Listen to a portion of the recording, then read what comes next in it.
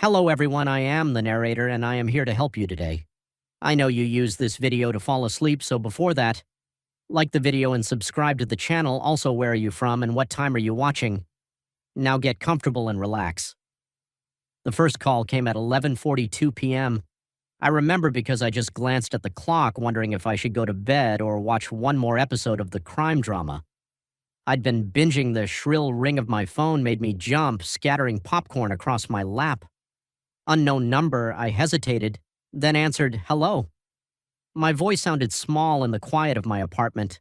Silence, then a low, raspy breath. "Hello?" I repeated, irritation creeping into my tone. "Who is this?"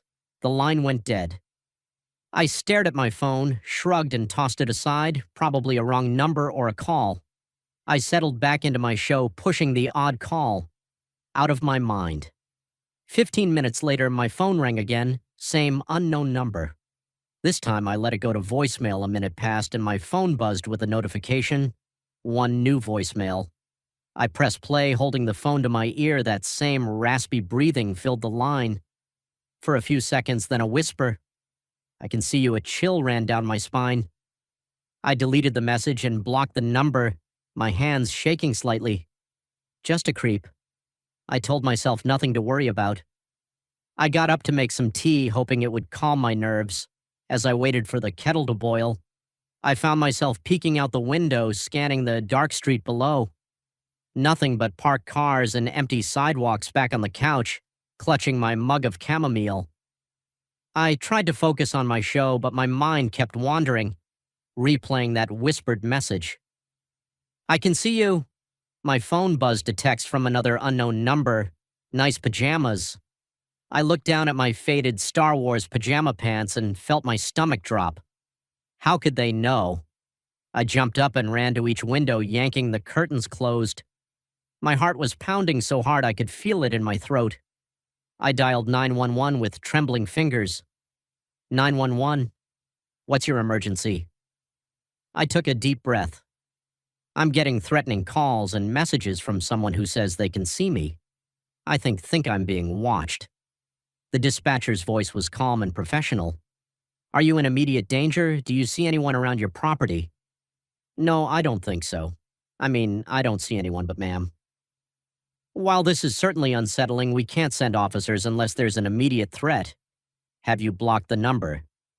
"Yes, but they're using different numbers." "Now I understand. Keep your doors and windows locked, and if you see anyone suspicious or feel you're in danger, call us back immediately." I hung up, feeling frustrated and scared they weren't going to help me. My phone rang again, another unknown number against my better judgment. I answered. "Stop calling me," I said, trying to sound firm and unafraid. A low chuckle.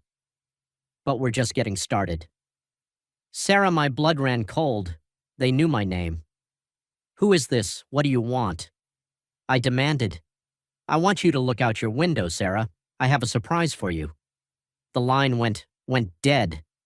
Every instinct screamed at me not to do it, but I found myself moving towards the window. My hand shook as I reached for the curtain. I took a deep breath and pulled it back just an inch. At first I saw nothing then. A movement caught my eye. A figure stood on the sidewalk across the street, partially hidden by a tree. They were looking right at my window. I let the curtain fall back and stumbled away from the window. My heart racing. This couldn't be happening. It had to be a coincidence, right? Just some random person standing on the street. My phone buzzed with a new text. "I told you I could see you." Panic gripped me. I ran to my bedroom, slamming and locking the door behind me. I pushed my dresser in front of it for good measure. The wood scraping loudly against the floor, huddled on my bed. I called 911. "Again, there's someone outside my apartment," I said, my voice shaking. "They've been calling and texting me, and now they're outside. Please, I need help. We'll send a patrol car to check it out. Stay inside and keep your doors locked." I hung up and waited, every muscle in my body tense. The minutes crawled by like hours. Every small sound made me flinch. The hum of the refrigerator, the ticking of my bedside clock, the rustle of leaves outside my window. I hadn't closed the bedroom curtains. I looked up slowly, dreading what I might see. The glass reflected my pale, terrified face back at me beyond that. The dark night sky, a few visible stars, the silhouettes of trees, and a face pressed against the glass. Grinning, I screamed, scrambling backwards off the bed. I hit the floor hard. Tangled in my blanket, the face disappeared from the window, sobbing. I crawled to the corner of the room as far from the window as I could get. I could hear my phone ringing in the living room, but there was no way I was leaving this room. A sharp knock on my bedroom door made me yelp. "Sarah, this is Officer Martinez with the police department. Are you all right, Relief?" Washed over me. Yes, I'm here. I called out, my voice hoarse. I shoved the dresser away from the door with shaking arms and unlocked it. 2 police officers stood in my hallway looking concerned. "Are you hurt, ma'am?" Officer Martinez asked. I shook my head. "No, but there was someone at my window right there." I pointed, but the window showed nothing but darkness. Now the officers did a thorough check of my apartment and the surrounding area. They found no signs of an intruder, no footprints beneath my window.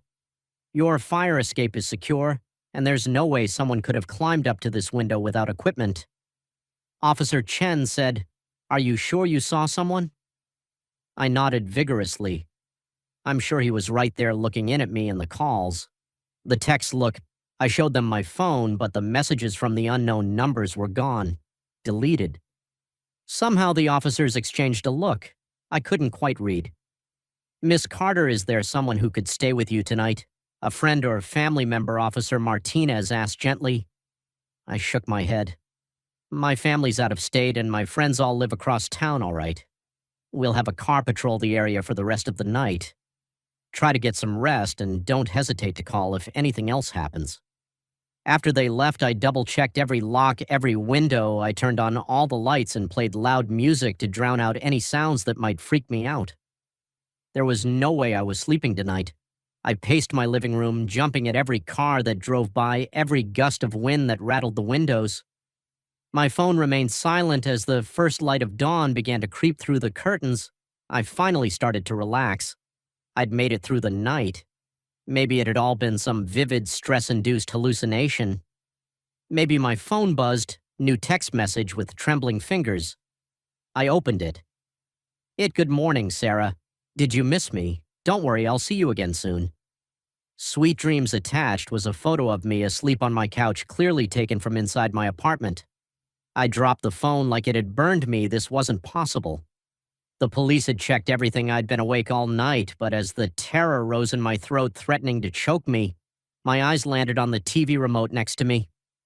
The Blu-ray player was on the menu screen of my show, playing on a loop. Slowly, the realization dawned on me. I hadn't been binging a new show last night. I'd been watching my own life recorded and played back to me. How long had they been watching? How did they get in?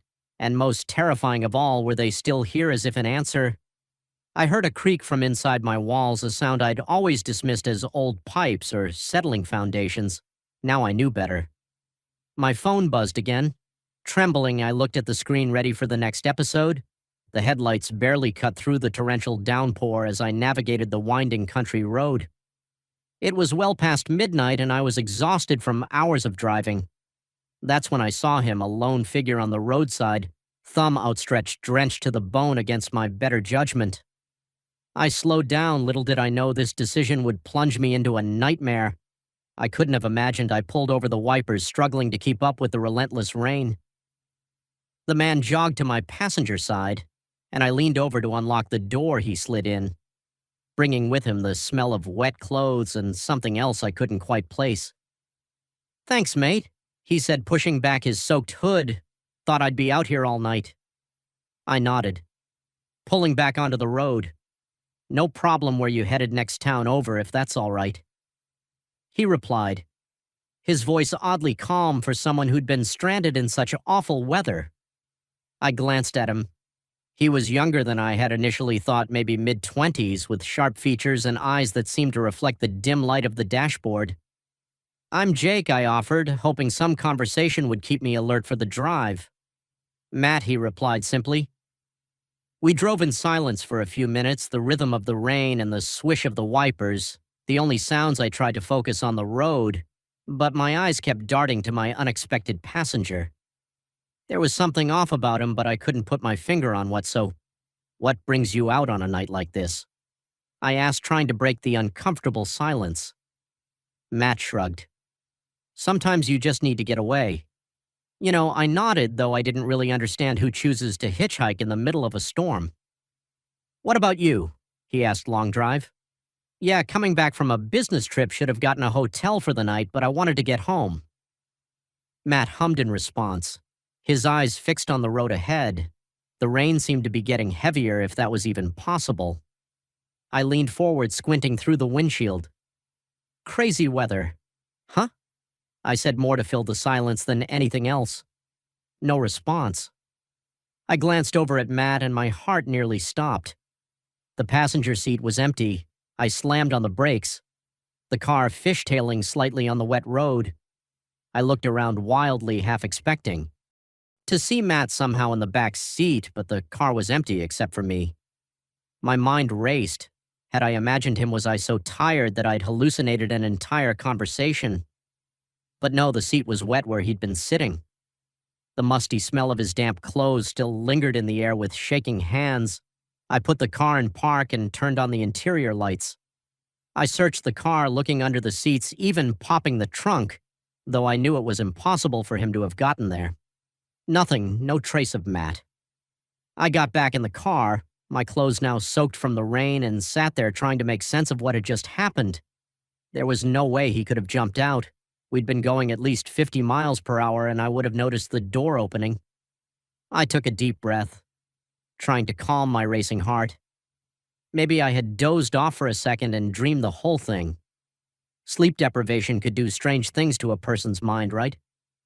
But as I went to put the car back in drive, something caught my eye. There on the dashboard was a small puddle of water, and next to it, unmistakable, ably, was a muddy fingerprint. A chill ran down my spine. This was real. Matt had been here, and now he was gone.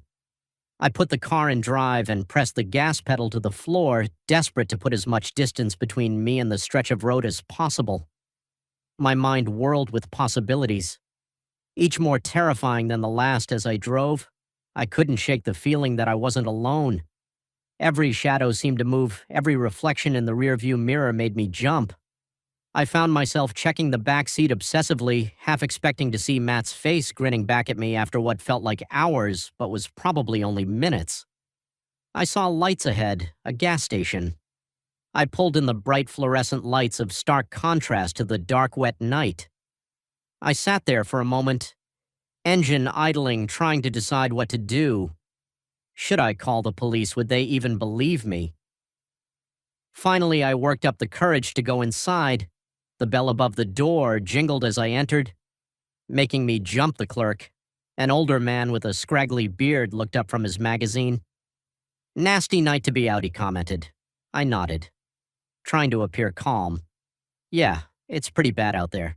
Hey, this might sound crazy, but have you seen anyone else come through here tonight? A young guy, maybe mid-20s. The clerk furrowed his brow. Can't say that I have. You're the first customer I've had in hours. Everything okay?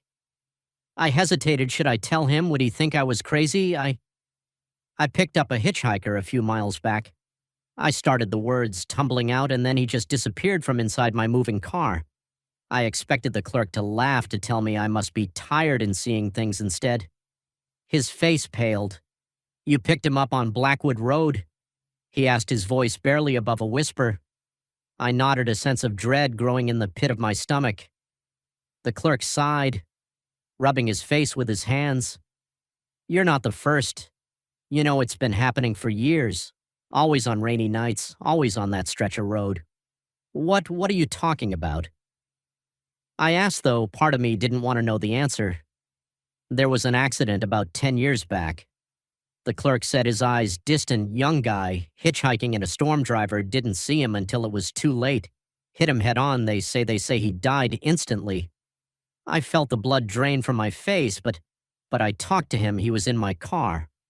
The clerk nodded solemnly. They all say that sometimes he talks, sometimes he doesn't, but he always disappears.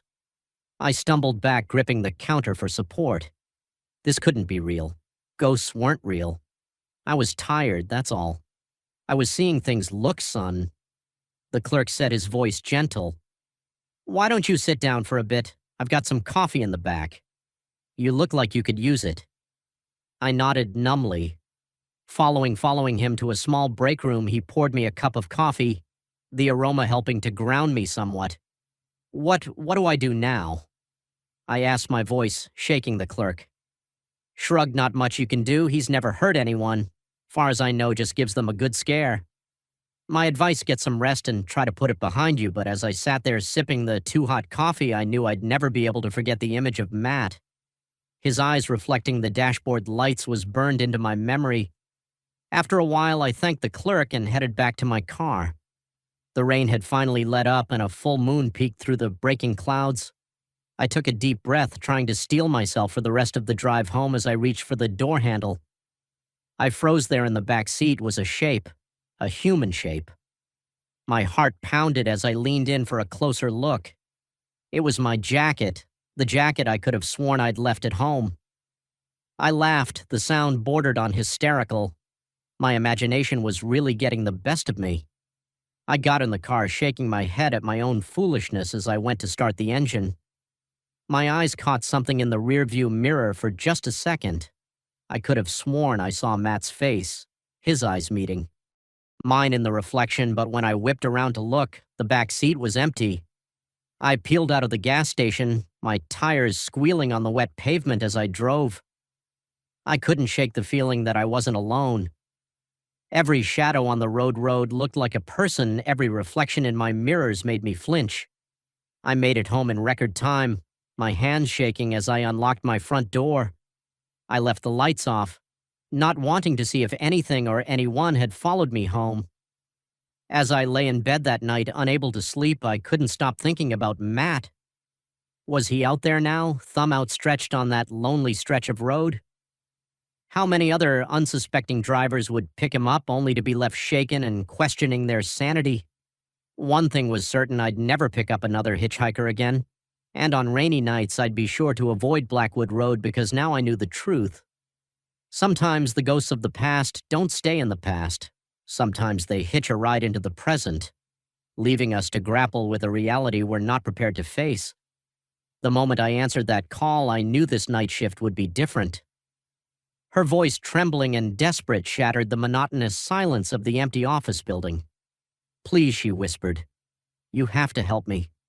I'm trapped somewhere inside.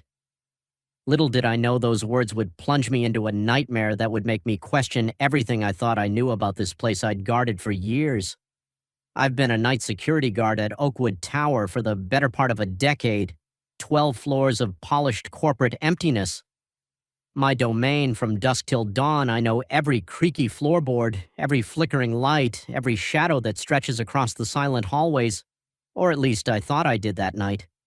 Started like any other, I arrived at 10 p.m., relieved the day shift guy and settled into my usual routine, a quick patrol of the building, then back to the security desk to watch the cameras and catch up on some reading. The place was dead quiet as always, just the hum of the air conditioning and the occasional ping of the elevator to keep me company. It was around midnight when the call came in. I was halfway through a dodged paperback when the phone on my desk rang, startling me out of my book-induced trance. Probably a false alarm, I thought. Or maybe one of the cleaning staff had forgotten their access card again. I picked up the receiver. Oakwood Tower Security. This is Mike. At first there was nothing but static. Then a woman's voice so faint I had to press the phone hard against my ear to hear her please. She said her words barely above a whisper. You have to help me. I'm trapped somewhere inside. I sat up straighter, my heart rate picking up. Ma'am, where are you exactly? What floor? I don't know, she replied, panic evident in her voice. It's dark. I can't see anything. Please, you have to find me. Okay, stay calm, I said, trying to keep my own voice steady. I'm going to come look for you. Can you tell me anything about where you are? Any sounds or smells? It's cold, she said. And I think I hear water dripping. Please hurry. The line went dead. I stood up, my mind racing. This had to be some kind of prank. Right, the building was empty. When I did my initial sweep, all the doors were locked, all the alarms set. There was no way someone could be trapped inside. But what if they were? I grabbed my flashlight and radio and headed for the elevator as the door slid shut. I caught a glimpse of my reflection in the polished metal.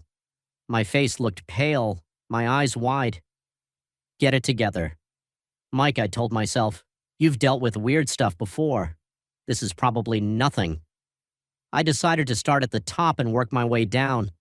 The 12th floor was executive offices, all glass walls and modern furniture. My footsteps echoed loudly as I walked the perimeter, shining my flashlight into every corner. Nothing.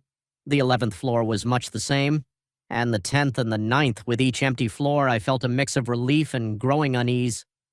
Where was this woman? How had she gotten in? As I stepped off the elevator onto the 8th floor, something felt different. The air was cooler here, almost damp. I shone my flashlight down the hallway, and the beam caught something that made my blood run cold. Footprints, wet footprints on the carpet leading away from the elevator. I followed them slowly, my heart pounding in my chest. They led to a door at the end of the hall. A supply closet, if I remembered correctly. I put my hand on the doorknob, took a deep breath, and turned it. The door creaked open, revealing nothing but cleaning supplies and a mop bucket. No woman, no sign of anyone. I let out a shaky breath, half relieved and half frustrated what was going on here. That's when I heard it. Footsteps coming from somewhere behind me. I whirled around, my flashlight beam cutting through the darkness. "Hello?" I called out. "Is someone there?" No response, just more footsteps fading away now. I ran after the sound, turning a corner just in time to see a shadow disappear into the stairwell. "Hey," I shouted. Sprinting to the door, I yanked it open and looked down the stairs, but there was nothing. No sound, no movement, just the echo of my own heavy breathing. I keyed my radio control. "This is Mike. I've got a possible intruder in the building." Requesting backup static was my only reply. A chill ran down my spine as I realized I was truly alone here. Whatever was happening, I had to handle it myself. I made my way back to the elevator, my nerves on high alert as the door slid shut. I caught movement in my peripheral vision. I turned just in time to see a figure dart past the closing gap. A woman, her long dark hair obscuring her face. My heart leapt into my throat. The doors were already closed. I jabbed the button for the 7th floor, willing the elevator to move faster. When it finally opened, I burst out looking wildly in both directions. "Hello?" I called out. "I'm here to help. Where are you?" A soft SOB echoed from somewhere down the hall. I ran towards the sound, my flashlight beam bouncing erratically off the walls. I rounded a corner and skidded to a stop there. She was a woman in a white dress, her back to me, her long dark hair hanging limply down her back. She was facing the wall, her shoulders shaking with quiet sobs. "Ma'am," I said softly, not wanting to startle her, "are you all right? I'm here to help you." She didn't respond, didn't even seem to hear me. I took a step closer. "Miss, can you hear me?" slowly. So slowly she began to turn around. I felt my chest tighten, a sense of dread washing over me. Something was wrong, very wrong, as she fully faced me. I stumbled backward. A scream caught in my throat where her face should have been. There was nothing but a swirling black void. I ran faster than I've ever run in my life. I could hear her behind me. Her footsteps unnaturally fast, a high-pitched wail filling the air. I slammed into the stairwell door, practically falling down the stairs in my haste to get away. I burst out onto the ground floor, gasping for air. The lobby was dark, the streetlights outside casting long shadows across the marble floor. I ran for the front doors, fumbling with my keys just as I got the door open. A cold hand gripped my shoulder. I spun around, coming face to face with the void where her features should be. "Help me," she whispered, her voice now a horrible rasping sound. "You have to help me." I wrenched myself free and stumbled out into the street, not stopping until I was several blocks away. I stood there bent over and panting, my mind struggling to process what had just happened when I finally worked up the courage to return to Oakwood Tower. Everything was as I had left it. No footprints, no woman, no sign that anything out of the ordinary had occurred. I sat at my desk, shaken to my core until the morning shift arrived. I didn't tell them what had happened. How could I? They'd think I was crazy, but as I left that morning, I couldn't shake the feeling that I was being watched. I glanced up at the building, its windows reflecting the rising sun, and there in a seventh-floor window I saw her just for a moment. A pale face, long dark hair, and eyes that seemed to bore into my very soul. I quit my job that day, found a new gig across town, but I still dream about her. Sometimes the woman in the white dress, the voice on the phone. And I wonder, is she still there? Still trapped? Still waiting for someone to answer her call? I don't know if I'll ever have the answers, but one thing's for sure. I'll never set foot in Oakwood Tower again. Some mysteries are better left unsolved. Some calls better left unanswered, because sometimes when you go looking for someone who's trapped, you might just end up trapped yourself. The first set of footprints appeared on a Tuesday morning. Muddy and distinct, they LED straight up to my cabin door as if their owner had materialized out of thin air. I dismissed it as a late-night hiker, perhaps someone who'd lost their way. Little did I know those innocent-looking tracks were the beginning of a nightmare that would push me to the very edge of sanity. I'd rented the cabin for a month-long writing retreat, desperate to finish my novel away from the distractions of city life. Nestled in the woods of Vermont, it seemed perfect. Quaint, isolated, and blissfully quiet. The owner, a gruff old man named Earl, had handed me the keys with a grunt and a warning to keep the doors locked at night. Bears, he'd said by way of explanation. I'd nodded, thinking nothing of it. That first week was productive. I'd wake early, make a pot of coffee, and write until the sun dipped below the tree line. The words flowed, easily inspired by the trank surroundings. But as the days wore on, I couldn't shake the feeling that something was off. It started small, a book left on the coffee table when I was sure I'd put it back on the shelf. The creaking of floorboards in the middle of the night when I was certain I was alone. I chalked it up to an overactive imagination fueled by too much caffeine and not enough sleep. But then came the footprints. I stared at them that Tuesday, morning, coffee mug in hand, trying to make sense of what I was seeing. They started about 10 feet from the door, as if someone had dropped from the sky. No other tracks led to or from them. I shook my head, closed the door, and tried to focus on my writing, but the image of those muddy prints kept creeping into my mind, derailing my concentration that night. I double-checked all the locks. Before bed, sleep came fitfully, punctuated by strange dreams of shadowy figures lurking just out of sight. I woke to the sound of rain pattering against the roof, feeling groggy and unsettled as I stumbled to the kitchen to start the coffee. Something caught my eye. There on the worn wooden floor was a trail of wet footprints. My heart leapt into my throat. They LED from the front door to the middle of the living room, then vanished. I ran to the door, my hand shaking as I checked the locks. They were still secure, deadbolt in place. How is this possible? I searched every inch of the cabin looking for signs of forced entry, but found nothing unnerved. I called Earl. Has anyone else got a key to this place? I asked, trying to keep my voice steady. Just me and you, he replied gruffly. Why, something wrong? I hesitated, then told him about the footprints. There was a long pause on the other end of the line. Probably just some animal tracks you're seeing, he finally said. But there was an edge to his voice that made me uneasy. Don't worry about it, but I did worry.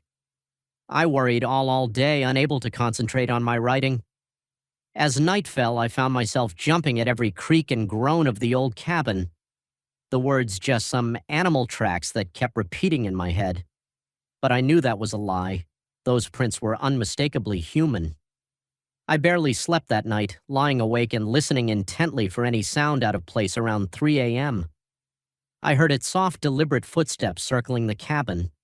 My blood ran cold. I wanted to get up to look out the window, but fear kept me paralyzed in bed.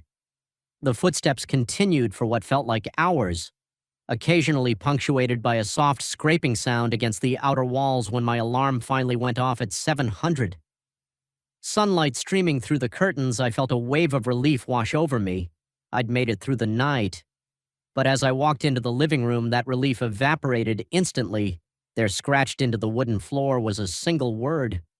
Soon I ran out of the cabin, not even bothering to change out of my pajamas. I needed to get to town to talk to Earl face to face. This was beyond animal tracks or overactive imagination. Something was terribly wrong. Earl's shop was at the edge of town, a rundown general store that had seen better days. The bell jingled as I burst in, startling the old man behind the counter. Whoa there. Earl said, eyeing my disheveled appearance. "What's got you in such a state?" Words tumbled out of me in a rush. The footprints, the noises. The scratched message. Earl's face grew more grave with each detail when I finished. He sighed heavily. I was hoping it wouldn't come to this. He muttered more to himself than to me. Thought maybe it had moved on. What had moved on? I demanded. What's going on, Earl? He looked at me for a long moment, then gestured for me to follow him into the back room. He poured 2 glasses of whiskey, handed me one, and settled into a worn armchair. That cabin. He began, his voice low. It ain't just a cabin, it's got a history. He told me a story that chilled me to the bone.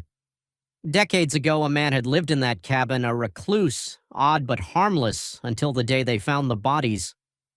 3 hikers brutally murdered. The man vanished, never to be seen again.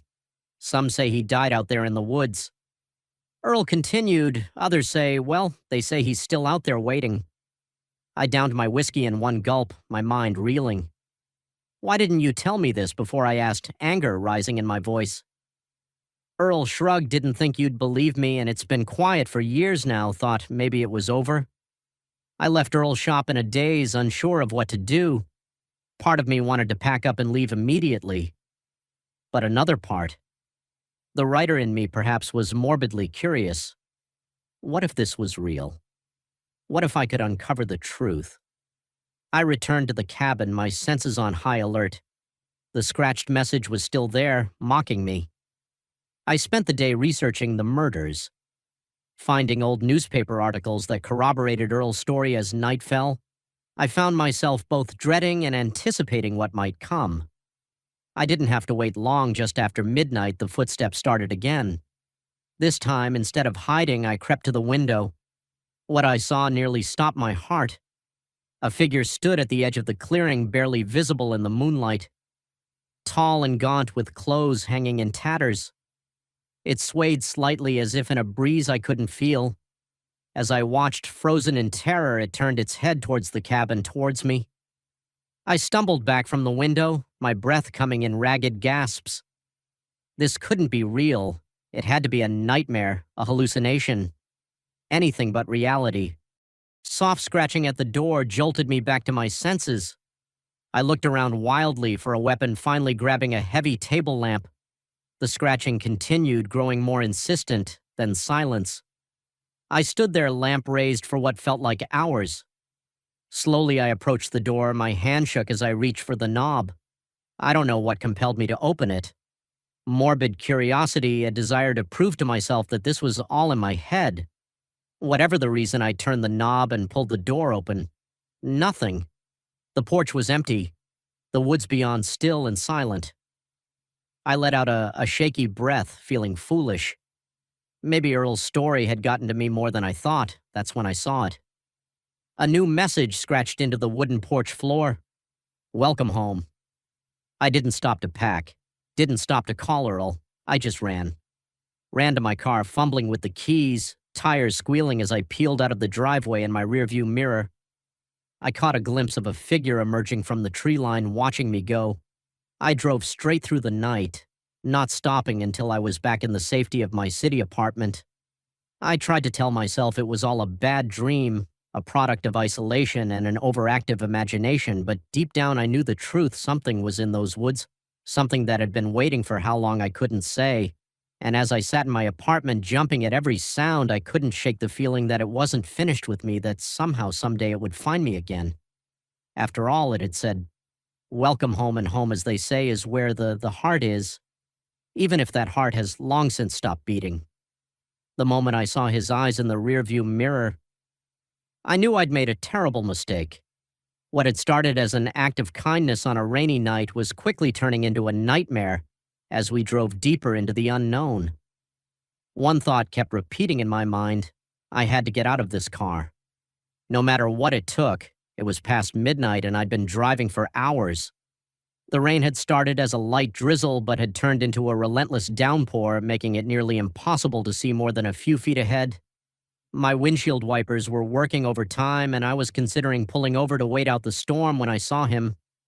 He was standing on the side of the road, thumb out, completely drenched in the split second. It took me to decide. I thought about all the times I'd been stranded and wished someone would stop before I could second-guess myself. I pulled over as he jogged to the passenger side. I unlocked the door he slid in, bringing with him the smell of rain and something else I couldn't quite place. "Thanks, man," he said, pushing his wet hair out of his eyes. "I thought I'd be out here all night." "No problem," I replied. "Pulling back onto the road where you headed, just the next town over, if that's all right," he said, his voice oddly calmed for someone who'd been standing in the pouring rain. I nodded, trying to focus on the road ahead.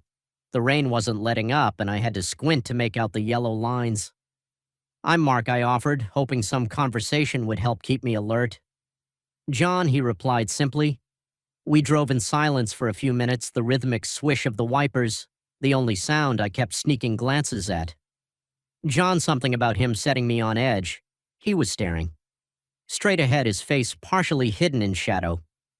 "So what brings you out on a night like this?" I asked, trying to break the uncomfortable silence. John shrugged. "Sometimes you gotta do what you gotta do." I nodded, though I didn't really understand who chooses to hitchhike in the middle of a storm. "What about you?" he asked. "Long drive?" "Yeah. Coming back from visiting family, should have gotten a hotel for the night, but I wanted to get home."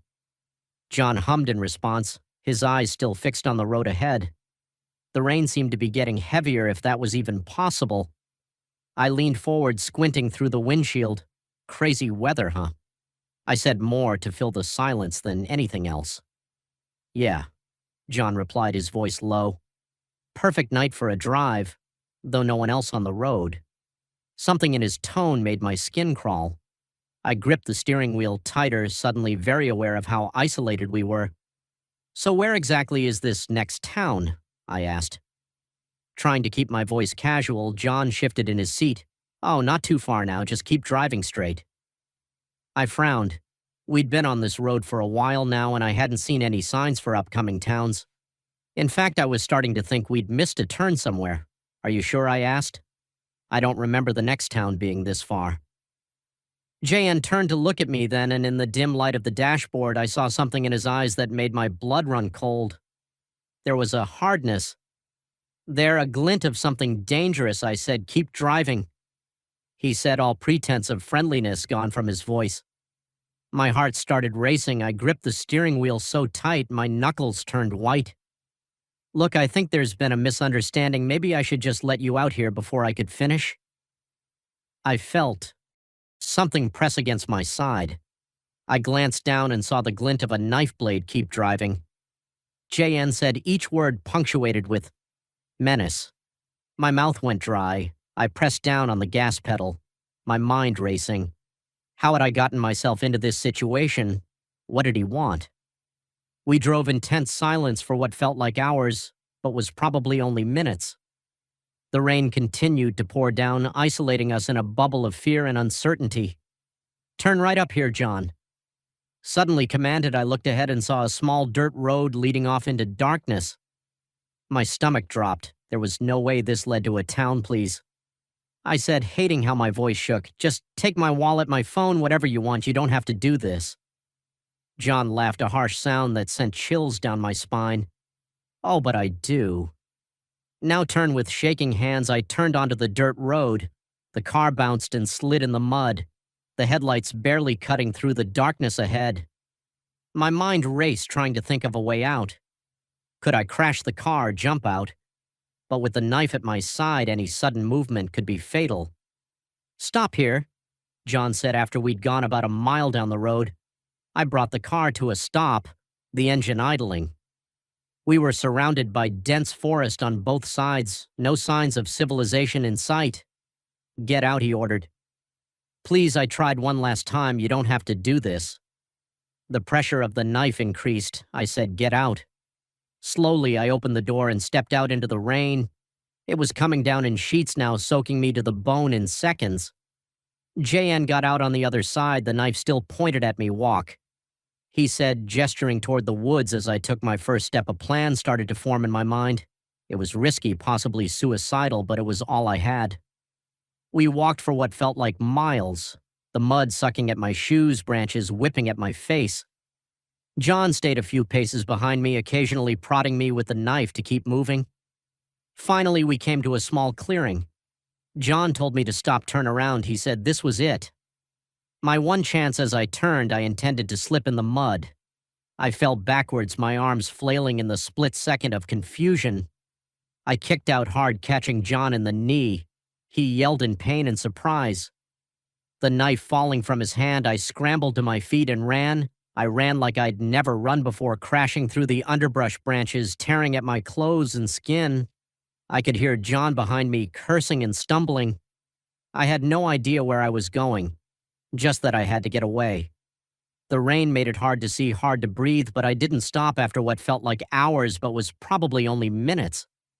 I burst out of the woods and onto a road. By some miracle, a car was approaching. I waved my arms frantically, probably looking like a madman. The car slowed and I saw the concerned face of an elderly woman peering out at me. "Please," I gasped. "Help me." She must have seen the terror in my eyes because she unlocked the doors without hesitation. I climbed in my hand, shaking so badly I could barely close the door. "Drive?" I said. "Please, please just drive." As we sped away, I looked back at the woods for a moment. I thought I saw a figure standing at the edge of the tree line watching us go. But then we turned a corner and it was gone. The woman, bless her, drove me straight to the police station. I gave my statement, still shaking, still soaked to the bone. They never found John. The woods were searched, but there was no trace of him. Sometimes I wonder if he was ever real or if he was some manifestation of my worst fears brought to life by that dark, stormy night. But then I remember the cold press of the knife against my side, the glint in his eyes, and I know it was all too real. I don't drive at night anymore if I can help it, and I never ever pick up hitchhikers. Some acts of kindness aren't worth the risk because sometimes the real monsters aren't hiding in the woods or under our beds. Sometimes they're sitting right next to us waiting for their moment to strike. The first time I noticed something was off, it was my favorite coffee mug. I could have sworn I'd left it in the sink. But there it was, sitting on the kitchen counter, clean and dry. I brushed it off as forgetfulness, a side effect of my long hours at work. But as the days went by, more things started to feel wrong. Little did I know this was just the beginning of a nightmare that would turn my own home into a prison of fear and paranoia. I'd been living in this apartment for about 6 months. It was nothing fancy, just a small one-bedroom in a quiet part of town. The rent was cheap, and the landlord, Mr. Keegan, seemed nice enough. He was an older guy, probably in his 60s, with thinning gray hair and a perpetual look of exhaustion on his face. At first, everything was normal. I'd come home from work, make dinner, maybe watch some TV, and go to bed. But then things started to change. It was subtle at first, a book out of place here, a chair moved slightly there. I told myself I was just being absent-minded, too stressed from my job to remember where I put things, but then I started noticing bigger things. One day I came home to find my laptop open on the coffee table. I always shut it down and put it away before leaving for work. Another time I found wet footprints leading from the bathroom to the front door, footprints that were too big to be mine. I started to feel uneasy in my own home. I'd walk into a room and get the distinct feeling that someone had just been there. The air would feel different somehow. Disturbed, I catch whiffs of unfamiliar cologne or hear the faintest echo of footsteps when I knew I was alone. I considered talking to Mr. Keegan about it, but what would I say that I thought someone was sneaking into my apartment to move my things around? He'd think I was crazy, so I kept quiet and tried to convince myself that I was just being paranoid. But then came the night that changed everything. I woke up. Suddenly, my heart pounding. Something had pulled me from sleep, but I didn't pinpoint what the digital clock on my nightstand read. 3:17 a.m. As I lay there trying to calm my racing pulse, I heard it, the soft creak of a floorboard in the living room. I froze, barely daring to breathe. There it was again, closer this time. Someone was in my apartment. Panic gripped me. I reached for my phone, ready to call 911, but my fingers froze over the keypad. What if they heard me? What if they came in here? The footsteps stopped right outside my bedroom door. I could see the shadow of feet in the gap beneath it. My whole body tensed, waiting for the handle to turn, but it didn't. After what felt like an eternity, the shadow moved away. I heard more creaks, then the soft click of the front door closing. I didn't move for hours, too terrified to even check if they were really gone when the first light of dawn started to creep through my curtains. I finally found the courage to get up. The apartment looked normal. Nothing was missing, nothing was out of place. If it weren't for the lingering scent of that unfamiliar cologne, I might have convinced myself it was all a bad dream. I called in sick to work that day. I couldn't bear the thought of leaving my apartment unattended. Instead, I went to the hardware store and bought new locks for my doors and windows. I installed them all myself. My hands shaking the entire time that night. I barely slept. Every little noise made me jump.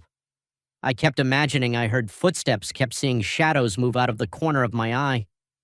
The next day, exhausted and on edge, I decided I needed proof. I went out and bought a small security camera, the kind you can hide easily. I set it up in my living room, angled to capture most of the apartment for days. Nothing happened. The camera recorded hours of empty rooms and me going about my daily routine. I started to think that maybe I had imagined the whole thing, that stress and lack of sleep had made me paranoid. And then a week after I installed the camera, it happened. I was at work when I got the notification on my phone that the camera had detected movement with shaking hands. I opened the app and watched the live feed. There was someone in my apartment, a man moving around my living room like he owned the place. As he turned towards the camera, I felt my blood run cold. It was Mr. Keegan. I watched in horror as he casually walked through my home, picking things up and examining them. He went into my bedroom, staying there for far too long. When he came out, he was carrying one of my sweaters. He held it to his face and inhaled deeply before putting it back. I felt sick. This couldn't be happening. How long had this been going on? How many times had he been in my home while I was away, while I was sleeping? I left work early, my mind reeling. I didn't know what to do. Should I confront him? Call the police, move out immediately when I got home? Everything looked normal, just like always. But now I knew the truth. I could almost see the ghost of Mr. Keegan moving through my rooms, touching my things, invading my privacy. I couldn't stay there. I packed a bag and went to stay with a friend. Showing her the video footage and explaining everything, she insisted we go to the police. The officers took my statement and watched the video.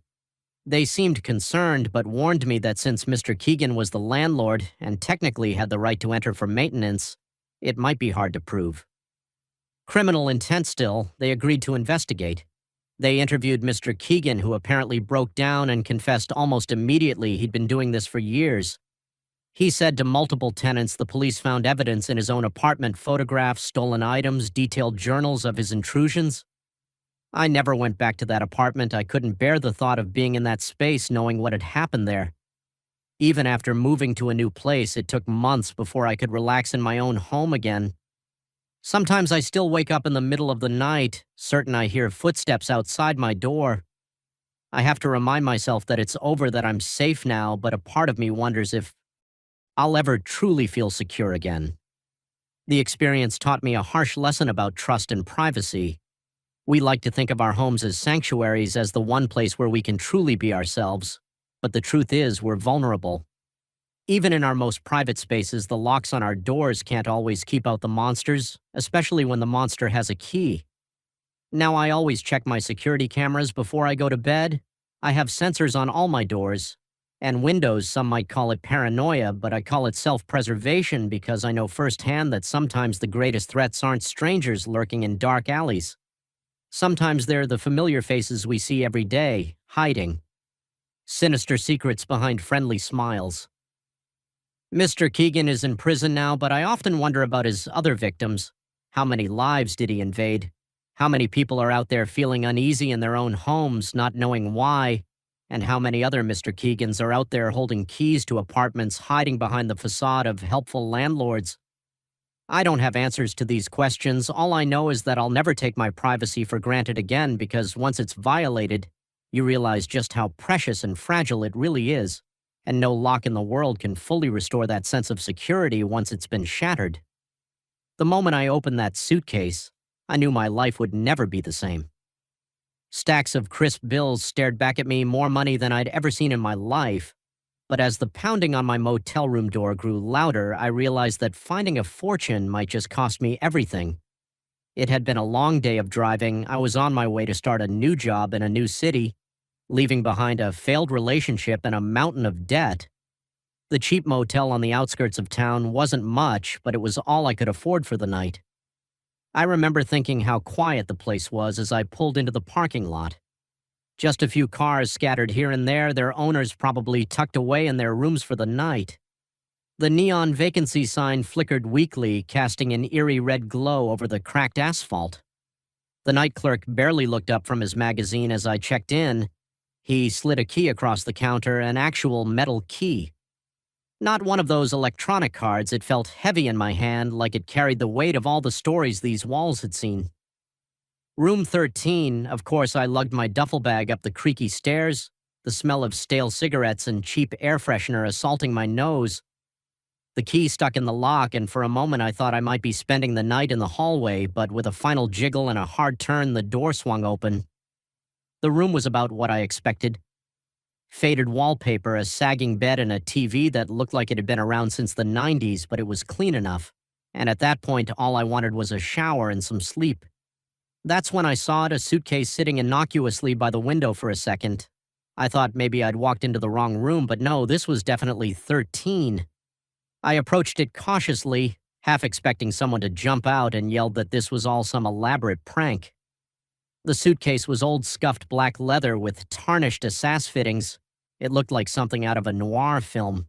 I should have called the front desk, right? Then should have reported the mysterious luggage and asked for a different room. But curiosity got the better of me.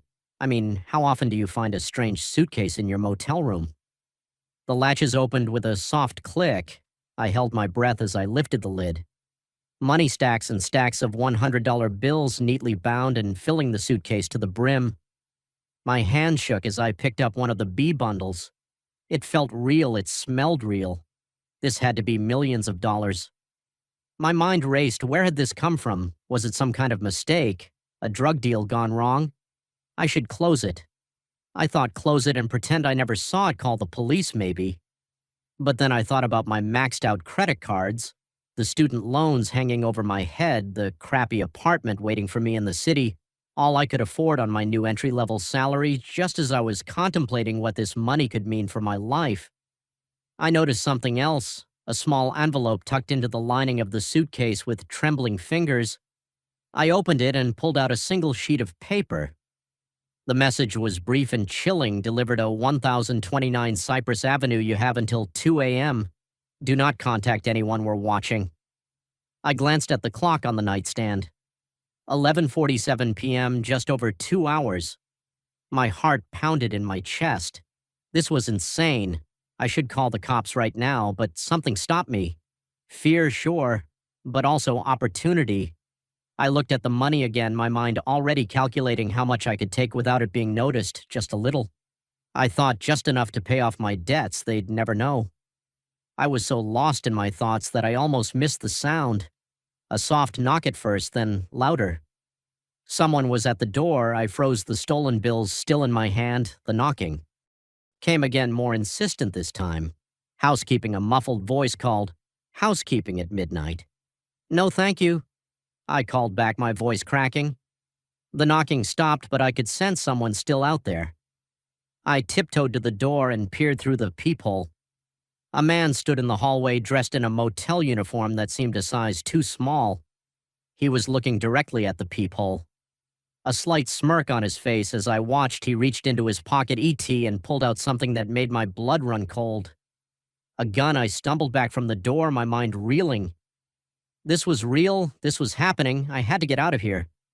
but how the only exit was the door, and there was an armed man on the other side. The window I was on the second floor, but maybe the decision was made for me as the doorknob began to turn. I hadn't even heard him picking the lock. In a panic, I grabbed the suitcase and ran to the window. It was old and swollen with humidity, but adrenaline gave me strength. It flew open with a screech just as I heard the door behind me slam open. I didn't think I just jumped. The fall was both longer and shorter than I expected. I hit the ground hard. The suitcase tumbling from my grasp, pain shot through my ankle, but I ignored it. I could hear shouts from above, the sound of running feet. I scooped up the suitcase and ran. My car was just a few spaces away if I could just make it a gunshot. Rang out the bullet, pinging off the pavement near my feet. I yelled and ran faster, my injured ankle screaming in protest. I reached my car, fumbling with the keys. Another shot, this one shattering my rear window. I dove inside, jammed the key into the ignition, and peeled out of the parking lot in my rearview mirror. I could see two men running after me, but they quickly fell behind. I drove aimlessly, taking random turns. My heart pounding so hard I thought it might burst from my chest after about 20 minutes when I was sure I wasn't being followed. I pulled into an empty parking lot. My hands were shaking so badly I could barely turn off the engine. What had I done? What had I gotten myself into? I looked at the suitcase sitting on the passenger seat. In the heat of the moment, I'd grabbed it without thinking. Now I was stuck with it, and whatever trouble came with it.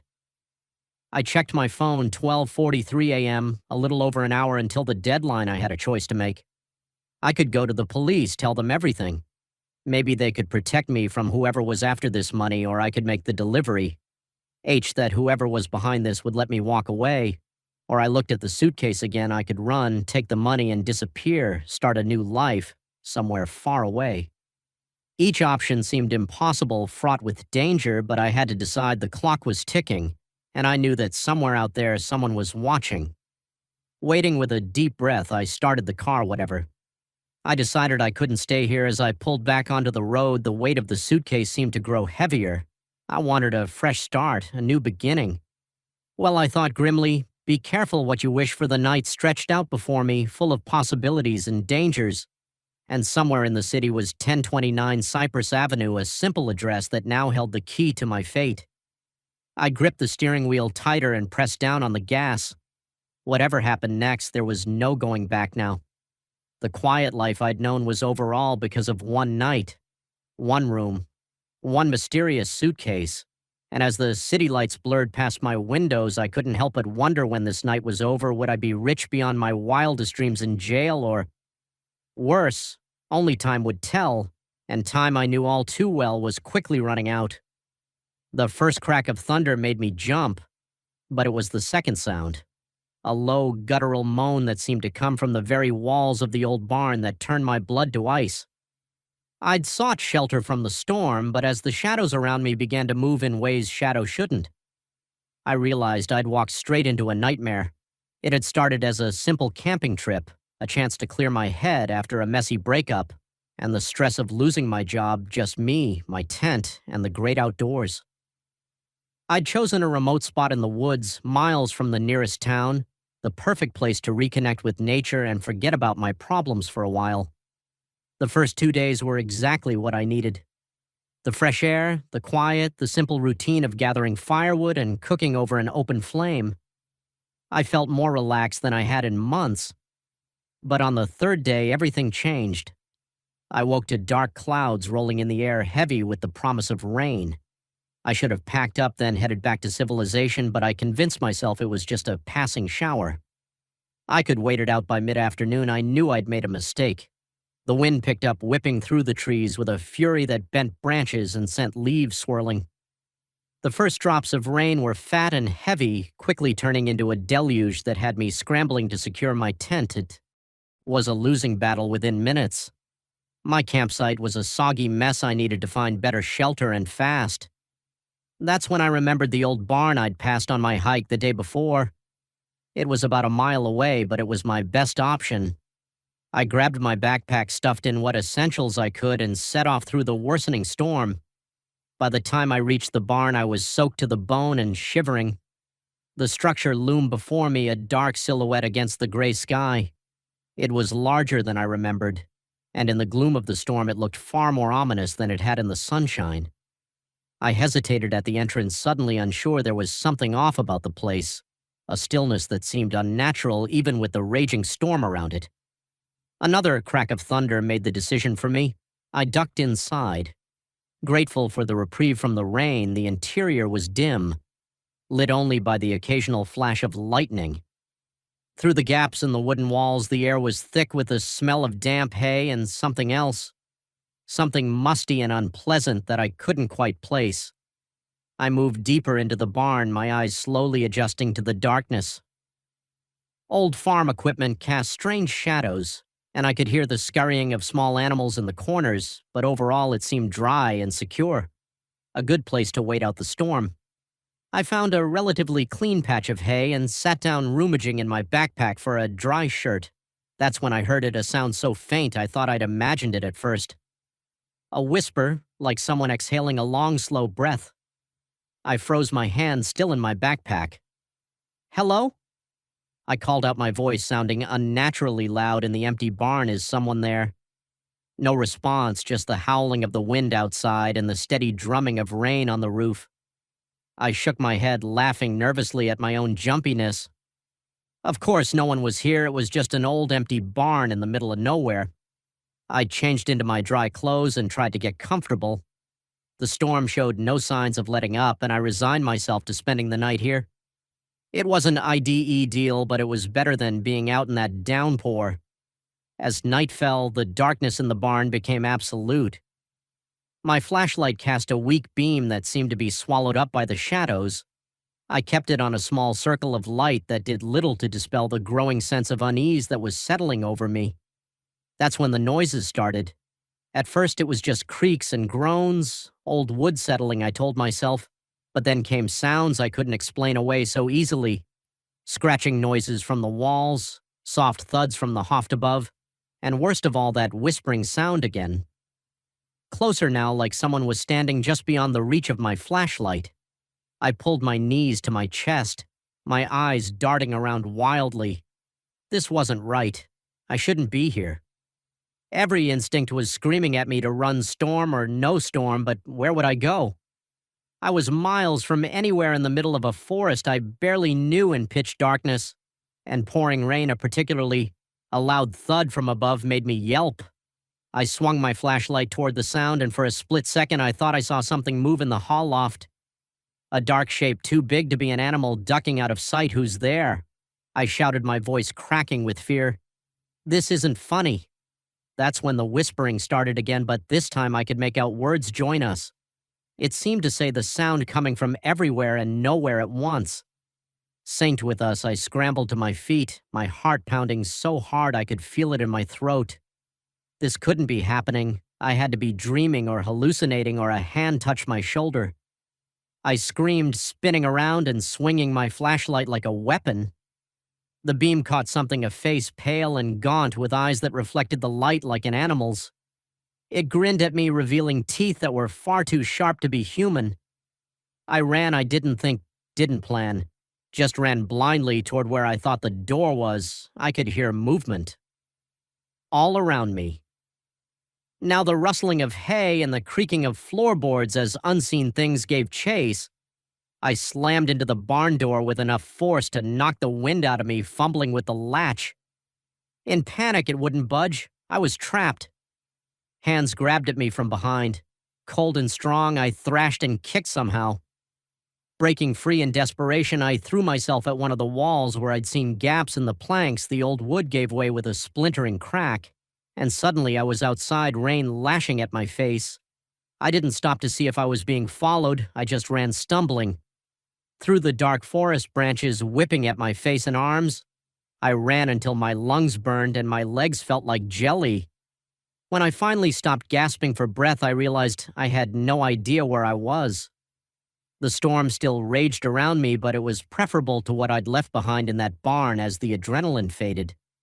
The reality of my situation sank in. I was lost in the woods, in the middle of a storm with no supplies and no idea which way to go, but even that seemed better than going back.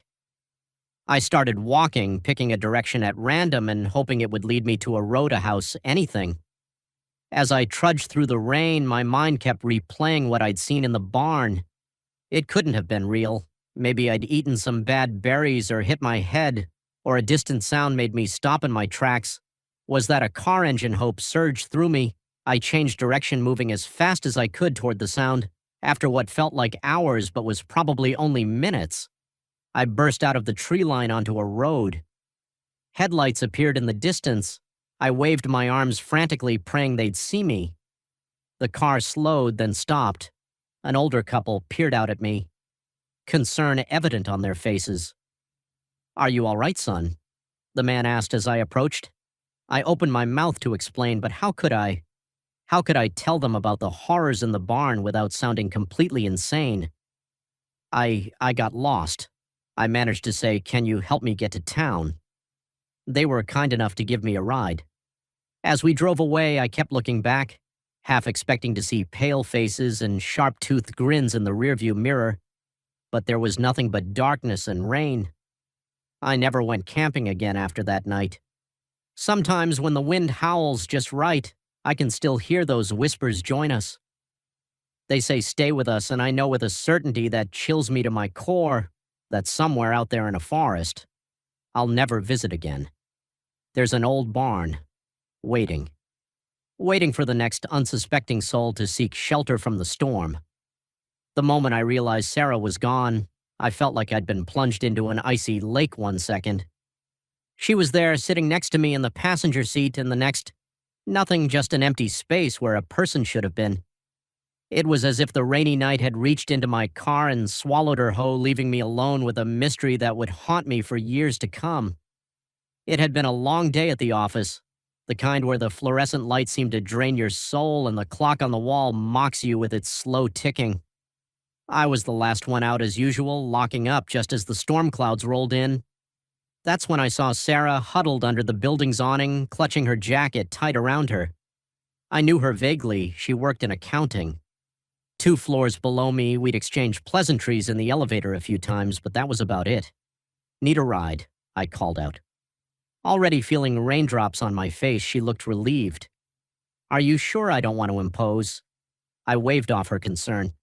"It's no trouble. Where do you live?" As it turned out, her apartment was on my way home.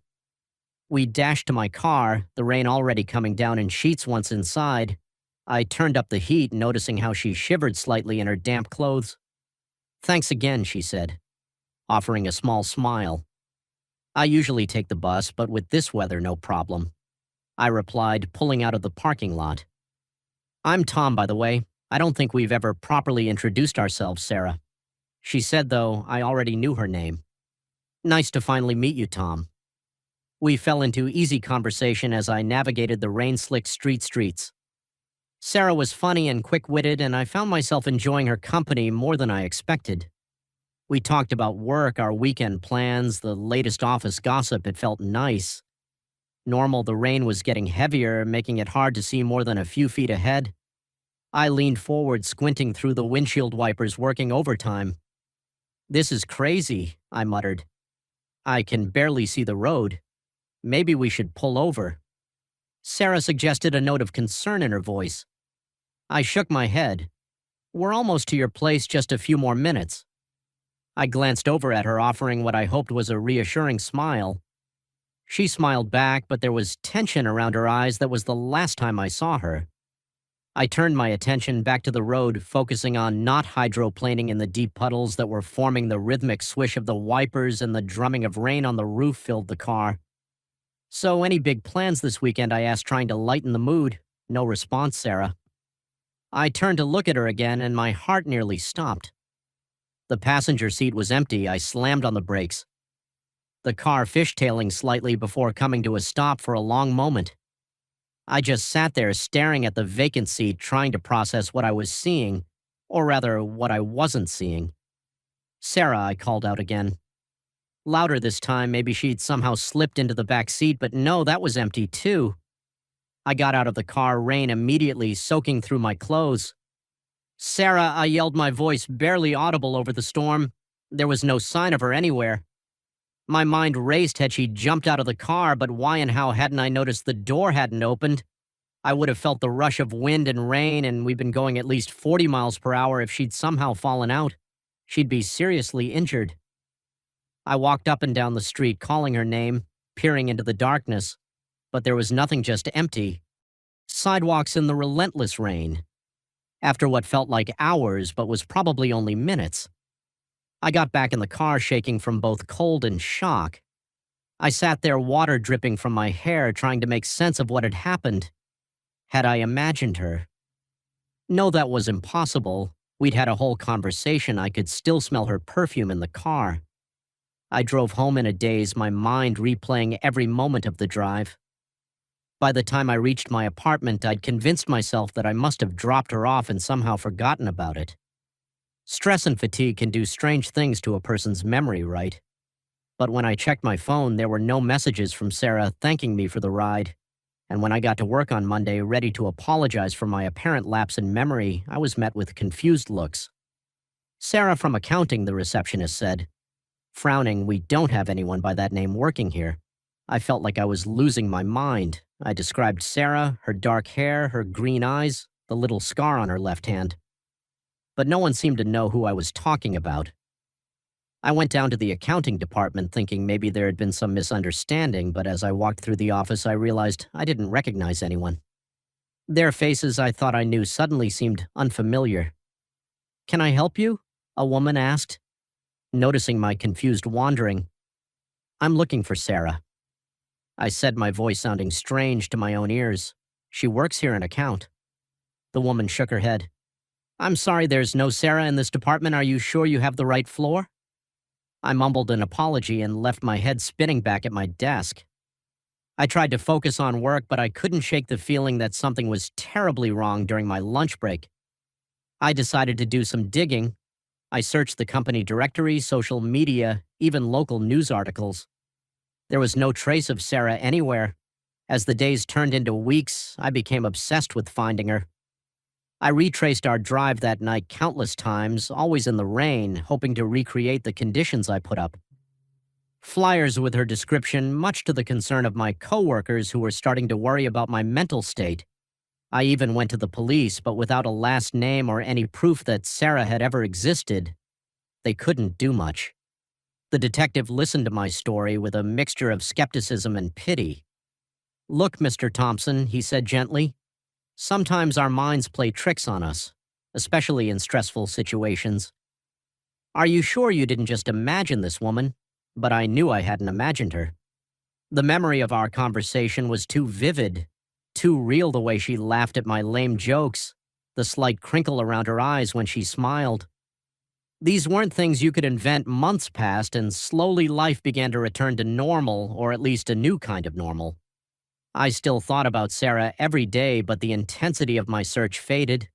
I had to accept that I might never know what happened that rainy night, and then exactly 1 year later it happened again. I was driving home from work, another late night, another rainstorm as I stopped at a red light. I glanced over at the passenger seat. Out of habit, my heart nearly stopped. Sarah was sitting there looking exactly as she had that night. A year ago, she turned to me, a sad smile on her face. "Hello, Tom," she said softly. "I'm sorry I disappeared on you like that." I couldn't speak, couldn't move. I just stared at her, afraid that if I blinked, she'd vanish again. "I know you have questions," she continued, "but I can't answer them. I'm not even sure I understand it myself. All I know is that sometimes on rainy nights like this I exist, and sometimes I don't." The light turned green, but I didn't move. Cars behind me started honking. "You have to let me go." "Tom," Sarah said, her form already starting to fade, "for both our sakes. Just remember, not everything in this world can be explained. Some mysteries are meant to remain unsolved," and with that she was gone again. I sat there oblivious to the angry horns behind me, tears mixing with the rain on my face. Part of me wanted to start searching again to prove to myself and everyone else that I wasn't crazy, but a larger part knew that Sarah was right. Some things can't be explained, can't be solved. As I finally drove home, I felt a weight lift from my shoulders. The mystery of Sarah would always be a part of me, a reminder that the world is stranger and more wonderful than we can imagine. And on rainy nights, I'd always keep an eye on my passenger seat just in case, because you never know when someone might appear or disappear right before your eyes. The moment I realized I wasn't alone in that park, every horror movie I'd ever watched flashed through my mind. The rhythmic sound of my feet hitting the pavement was joined by another set of footsteps, perfectly in sync with mine, but always just out of sight as the shadows grew longer and my heart raced faster. I knew this late-night run was about to turn into a nightmare. I might not escape it had started as a normal. Tuesday work was stressful as usual, and by the time I got home, I was a bundle of nerves and pent-up energy. A run always helped clear my head, so I laced up my shoes and headed to Oakwood Park. Just a few blocks from my apartment, the park was different at night. The familiar playground and picnic areas took on an eerie quality in the dim glow of the scattered streetlights. But I'd run here countless times before, and the solitude was part of the appeal. Just me, the sound of my breathing, and the gentle rustle of leaves in the evening. Breeze, I started my usual route, a winding path that looped around the park's perimeter. The first lap was uneventful. I focused on my breathing, feeling the day's tension start to melt away with each step. By the second lap, I had fallen into a comfortable rhythm. That's when I first noticed it, a sound just on the edge of my hearing. Almost imperceptible at first, I thought it was just an echo of my own footsteps bouncing off the trees, but as I rounded a bend, I realized it was something else. Another set of footfalls perfectly matching my pace. I glanced over my shoulder, expecting to see another late-night runner, but the path behind me was empty. A chill ran down my spine.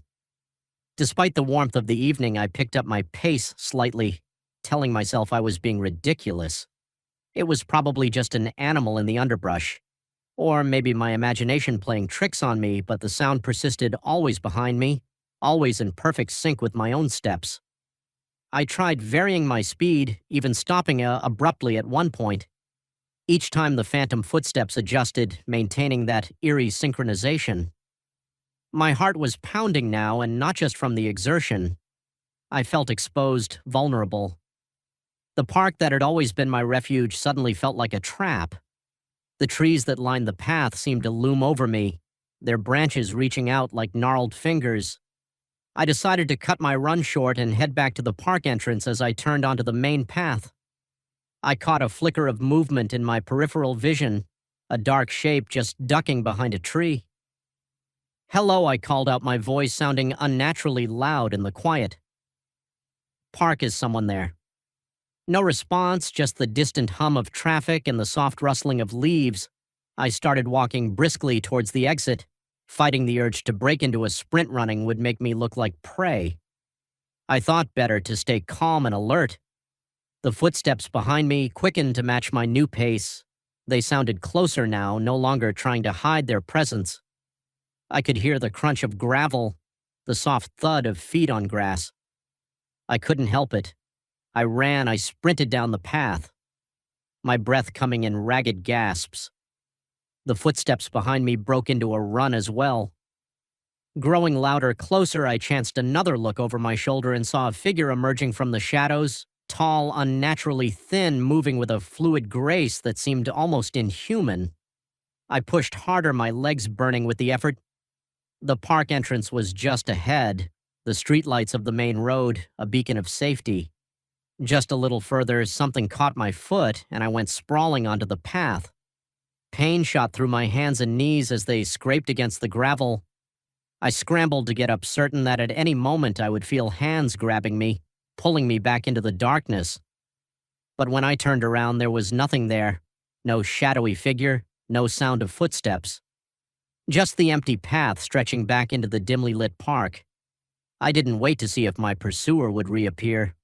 I limped as fast as I could to the park entrance, not stopping until I was under the bright lights of the main street. Only then did I pause to catch my breath, my hands on my knees as I gulped in air. A couple walking their dog gave me a concerned look as they passed. I must have been quite a sight, sweaty, wide-eyed with bloody palms and torn running clothes. "Are you okay?" the woman asked. As taking a step towards me, I nodded. Not trusting my voice just yet, they lingered for a moment, clearly unsure whether to believe me before continuing on their way. As my breathing slowed and the adrenaline began to fade, I started to doubt myself. Had there really been someone following me, or had I let my imagination run wild, turning normal nighttime park sounds into something sinister?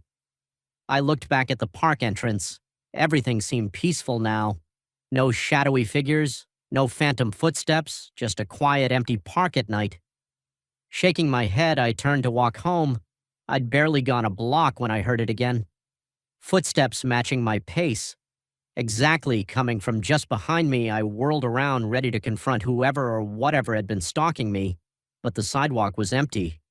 The sound stopped the moment I did. A car drove by, its headlights sweeping across the street for just a split second. I saw something that made my blood run cold. A shadow cast on the sidewalk beside me. A shadow that didn't match my own. I ran all the way home, not daring to look back again. I slammed my apartment door shut. Behind me, locking it with shaking hands. Only when I was safely inside did I allow myself to break down. Sliding to the floor as sobs racked my body, what had happened in that park, who or what had been following me. The rational part of my brain tried to come up with explanations, stress-induced hallucinations, and overactive imagination fueled by too many late-night horror movies, maybe even some prankster getting their kicks by scaring runners. But deep down, I knew none of those explanations fit.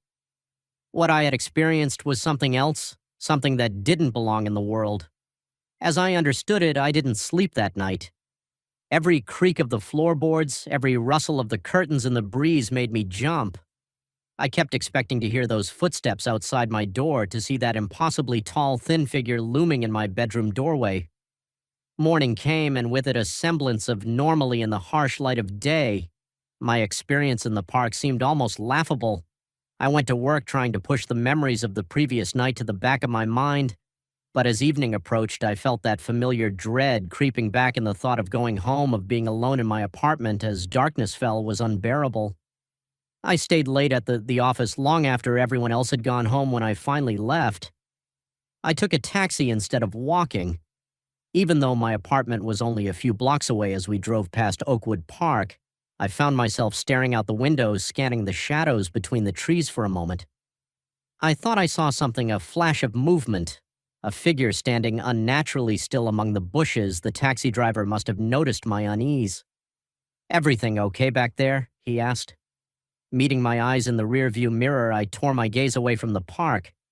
"Yeah," I said, trying to sound more confident than I felt.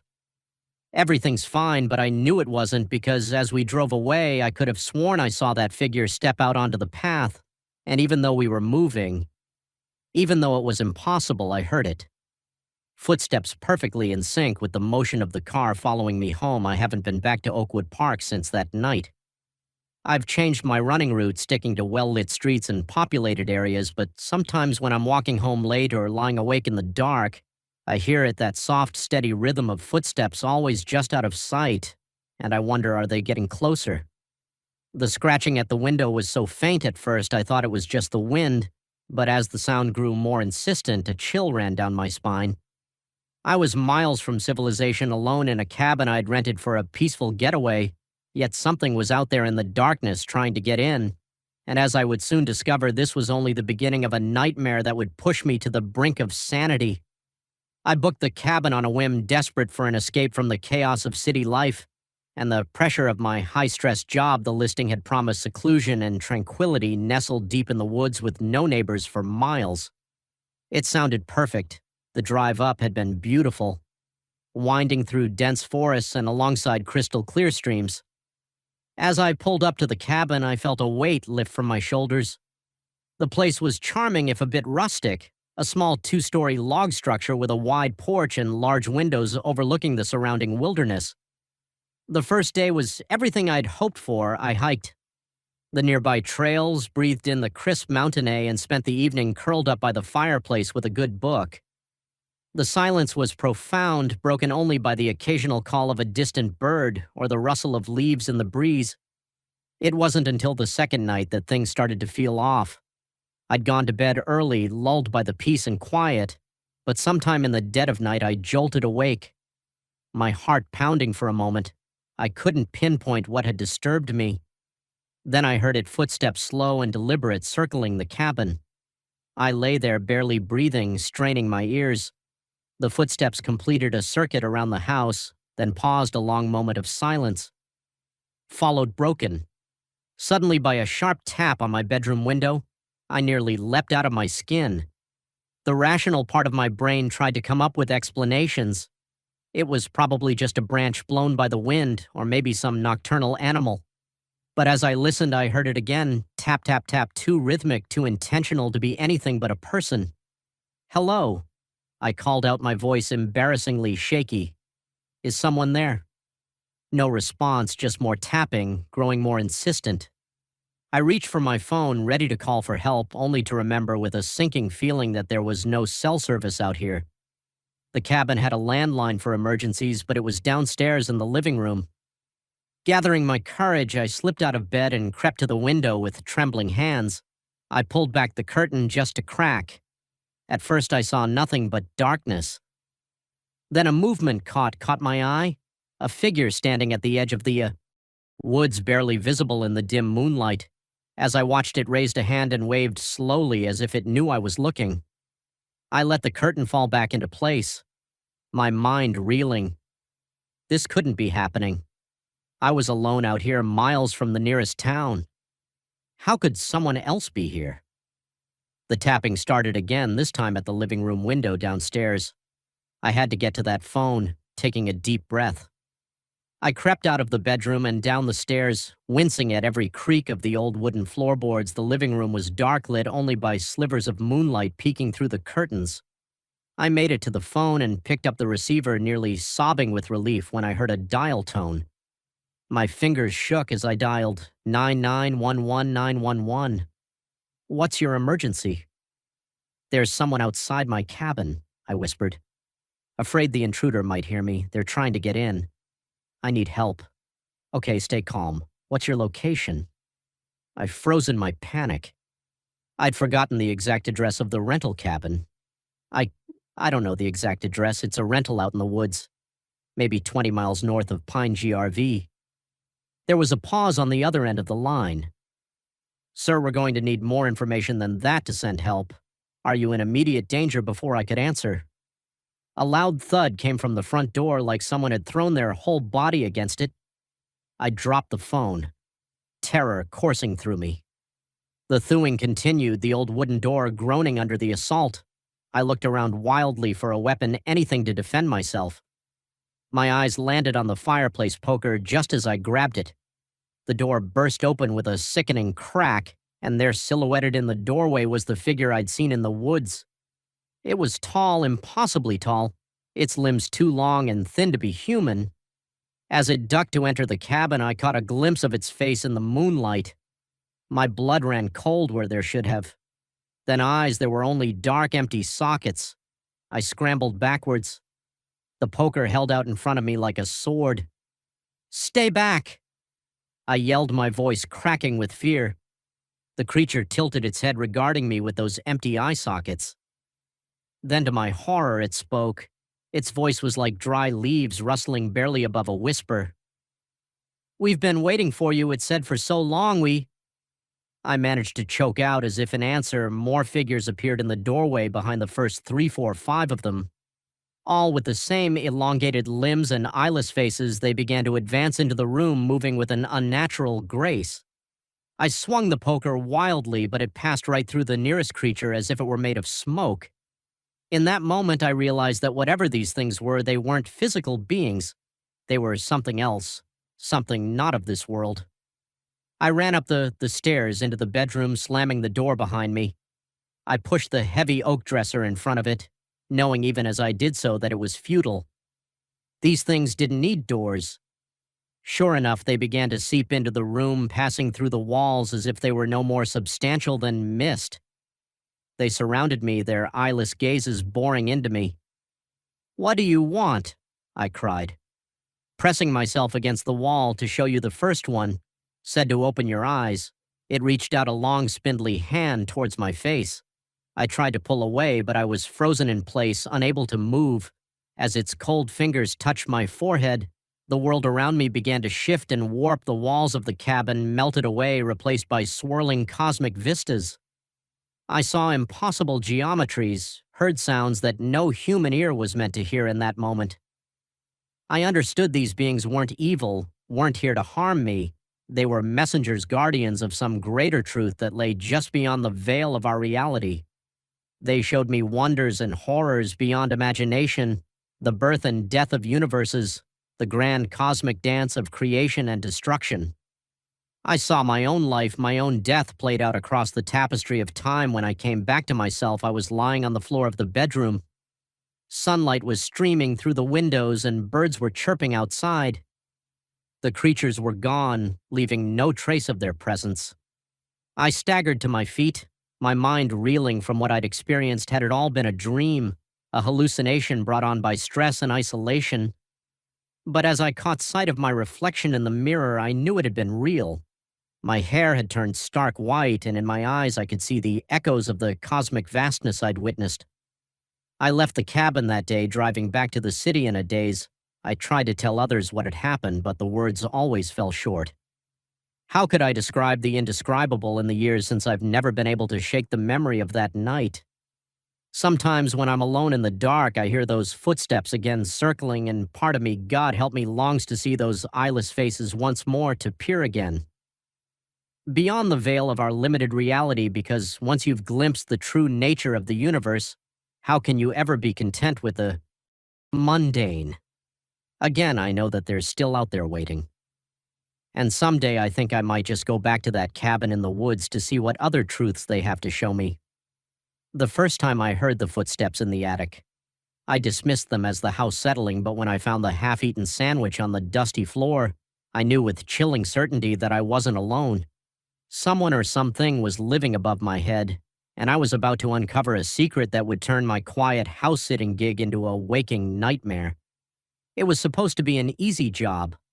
My parents' friends, the Millers, were going on a month-long European vacation, and they needed someone to watch their sprawling Victorian home as a broke college student home for the summer. I jumped at the chance. A whole month in a beautiful house with nothing to do but water the plants and collect the mail. It seemed too good to be true. The first week was uneventful. I spent my days lounging by the pool, binge-watching shows on their massive TV and relishing the solitude. The house was old but well-maintained, full of antique furniture and curious knickknacks. I found myself wandering from room to room, imagining the stories behind each object. It was during one of these explorations that I first noticed the attic door. It was tucked away at the end of a second-floor hallway, almost hidden behind a large armoire. I tried the handle, but it was locked. I made a mental note to ask the Millers about it when they returned. Assuming it was just storage space that night, I woke to a strange sound. A soft thud followed by what sounded like footsteps directly above my bedroom. I lay there, heart pounding, straining my ears. The footsteps moved across the ceiling, then stopped. Silence fell, broken only by the ticking of the antique clock in the hallway. I told myself it was just the old house creaking, or maybe a raccoon had found its way into the attic, but a nagging feeling in the pit of my stomach told me it was something else. The next day I searched the house for the key to the attic door. I told myself I was just being thorough, checking all areas of the house as a responsible house-sitter should. But deep down, I knew I was looking for answers to the mysterious sounds. I found the key in Mr. Miller's desk drawer, a large, old-fashioned thing that looked like it belonged in a Gothic novel. With shaking hands, I returned to the attic door. The key slid in smoothly, and with a turn, the lock clicked open. The door creaked as I pushed it open, revealing a narrow staircase leading up into darkness. I flicked the light switch, but nothing happened. Of course, I thought, why would it be that easy using my phone as a flashlight? I began to climb the stairs. Each step groaned under my weight, and I winced at the noise, irrationally afraid of alerting something. The attic was a large open space filled with the usual clutter of forgotten belongings and dust-covered furniture. Moonlight filtered through a small round window, casting long shadows across the floor. I swept my phone's light around, heart racing as I searched for any sign of an intruder. That's when I saw it. A makeshift bed tucked into a corner made from old blankets, and what looked like seat cushions from a long discarded couch beside it was a pile of food wrappers and empty water bottles, and there on a rickety side table was a half-eaten sandwich. I stumbled backward, nearly falling down the stairs. In my haste to get out, I slammed the attic door shut. Fumbling with the key to lock it again, my mind was reeling. Someone was living in the attic. How long had they been there? Did the Millers know? I ran to my room, grabbed my phone, and dialed the Millers' emergency contact number with trembling fingers. It went straight to voicemail. Of course, they were probably on a plane or in some remote part of Europe with no reception. I paced the room, debating what to do. Call the police? But what if I was overreacting? What if it was just a homeless person who had found a safe place to sleep? I didn't want to cause trouble if it wasn't necessary. I decided to wait until morning. I'd go up to the attic again in daylight, maybe leave a note, explaining that I knew someone was there and asking them to leave. It wasn't the bravest plan, but it felt safer than confronting them. Directly, sleep was impossible that night. Every creak, every gust of wind against the windows had me sitting bolt upright in bed. I kept imagining someone creeping down the attic stairs, making their way to my room when dawn finally broke. I was exhausted but determined. I wrote a note explaining that I was house-sitting, that I knew someone was in the attic, and asking them to please leave. I promised not to call the police if they went quietly, armed with the note and a kitchen knife. Just in case, I made my way back to the attic. The morning light made it less intimidating, but my heart was still racing as I climbed the stairs. The attic looked different in daylight dust. Mows danced in the sunbeam streaming through. The small window, the makeshift bed was still there, but something felt off. It took me a moment to realize what it was. Everything was neat. Too neat. The bed was made. The trash was gone, and there was no sign of the half-eaten sandwich. Had they left already, or were they just very tidy squatters? I placed the note on the bed and turned to leave. That's when I heard it, a soft shuffling sound coming from behind a large wardrobe in the corner. I froze, the knife clutched tightly in my sweating palm. "Hello," I called out, my voice embarrassingly shaky. "I know you're there, please. I don't want any trouble. Just come out and we can talk about this." Silence then. Slowly, the wardrobe door began to open. I raised the knife, prepared to defend myself. But what emerged from the wardrobe wasn't a person at all. It was... I don't even know how to describe it. A creature about the size of a large dog, but with too many legs. Its skin was a pale, sickly color, and where its face should have been, there was just a mass of writhing tentacles. I screamed. I couldn't help it.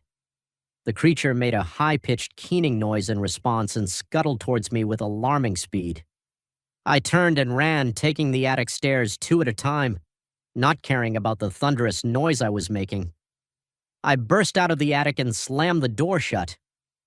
Fumbling with the key, I could hear the creature on the other side, its many legs scrabbling against the wood. The lock finally turned, and I backed away, still clutching the knife. My mind was spinning. What was that thing? How long had it been up there, and most importantly, how was I going to get rid of it? I spent the rest of the day in a panic, alternating between pacing the house and sitting in terrified silence, straining to hear any sound from the attic. I tried calling the Millers again and again, got no answer. I thought about calling the police, but what would I tell them? That there was a tentacle monster in the attic? They'd think I was insane or on drugs. As night fell, the noises from the attic grew louder, thumps and scratches, and that awful keening sound. I huddled in the living room, every light in the house blazing, the TV on loud. To drown out the sounds from above, around midnight, the noises stopped abruptly. The sudden silence was almost worse than the sounds had been. I sat there, hardly daring to breathe, waiting for what would happen next. Then I heard it, the unmistakable sound of the attic door opening. I gripped the knife tighter. My eyes fixed on the hallway leading to the stairs. Slow dragging footsteps made their way down the steps. A shadow appeared on the wall, grotesquely elongated and misshapen, and then it was there in the doorway of the living room. In the bright light, it looked even more horrifying than it had in the attic. Its pale skin glistened wetly and its tentacles writhed ceaselessly. But the most terrifying thing was its eyes. Dozens of them spread across its body, all fixed on me with an unsettling intelligence. We stared at each other for what felt like an eternity.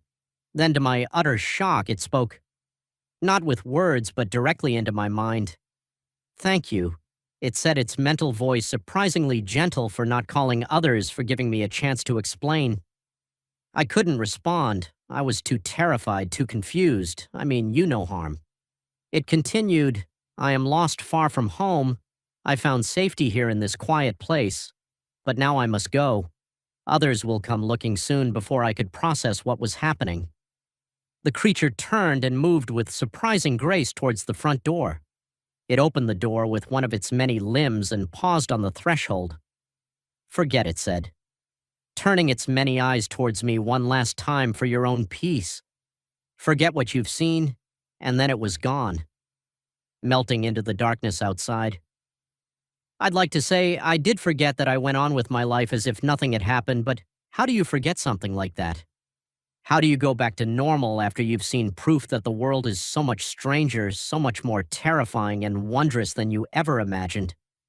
I never told the Millers what happened, never told anyone until now. But sometimes on quiet nights, I find myself looking up at the stars and wondering, are they out there? Those strange tealed beings, and will they ever return to the quiet attic where for a brief time one of them found refuge? I don't know the answers, but I do know one thing: I'll never look at an attic the same way again. The first time I noticed the car, I thought nothing of it, just another vehicle in the parking lot. Unremarkable in every way, but as the nights wore on and it remained there, always in the same spot, always occupied, a chill began to creep up my spine. Little did I know that seemingly innocuous car was about to turn my quiet night shift into a terrifying game of cat and mouse. I've been working the graveyard shift at Meadowbrook Office Park for about 6 months. It wasn't a glamorous job, but it paid the bills and gave me plenty of time to work on my writing. The massive complex was eerily quiet at night, just the hum of fluorescent lights and the occasional whir of the cleaning crew's equipment to keep me company. My routine was simple: clock in at 11 p.m., make my rounds every hour, and spend the time in between at the security desk, alternating between watching the cameras and pecking away at my laptop. It was mind-numbingly boring most nights. But I preferred it that way. Excitement in this line of work usually meant trouble. The car first appeared on a Tuesday, a nondescript sedan, dark blue or maybe black. It was hard to tell under the orange glow of the parking lot lights. I noticed it on my 2 a.m. round.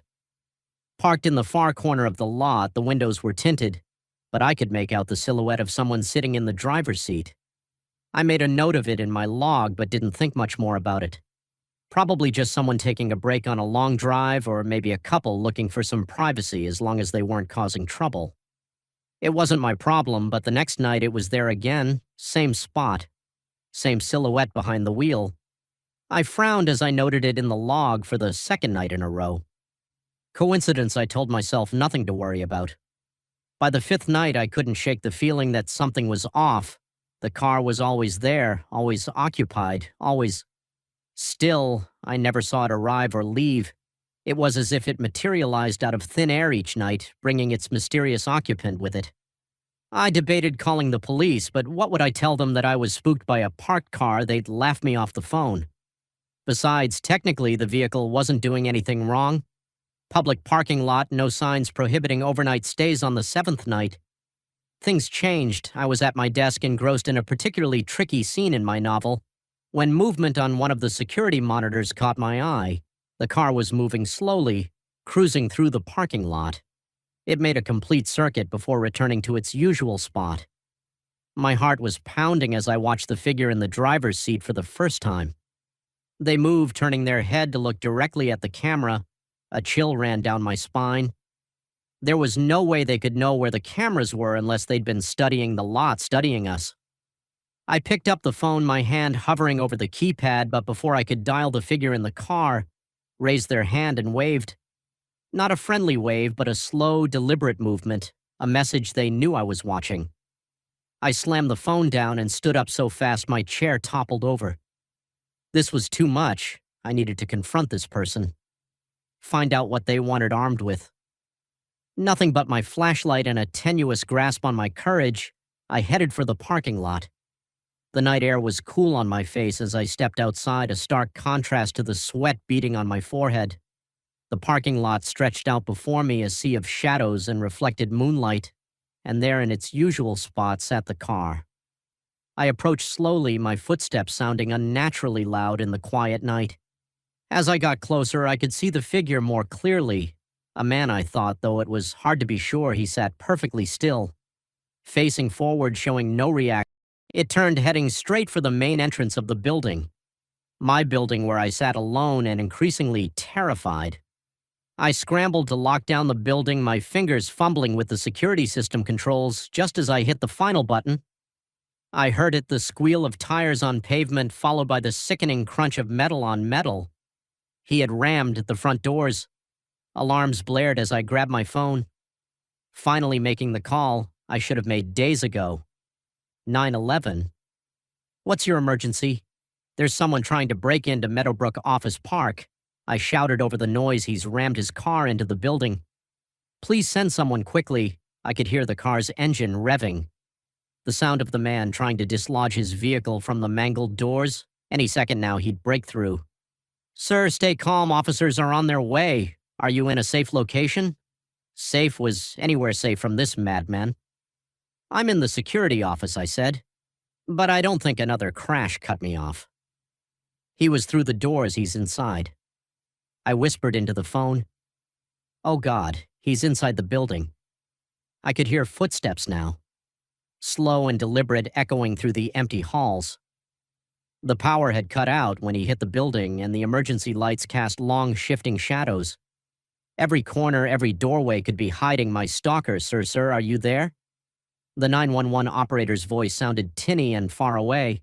I ended the call and turned off my phone. I needed to hide, to be as quiet as possible. The footsteps were getting closer. There was a storage closet behind my desk. I slipped inside, closing the door as softly as I could. The space was tight, filled with cleaning supplies and spare computer parts. I crouched down, trying to make myself as small as possible. The footsteps entered the security office.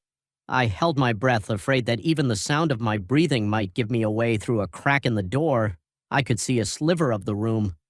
A shadow passed by, pausing at my desk. Oh, security guard, a sing-song voice called out. Where are you hiding?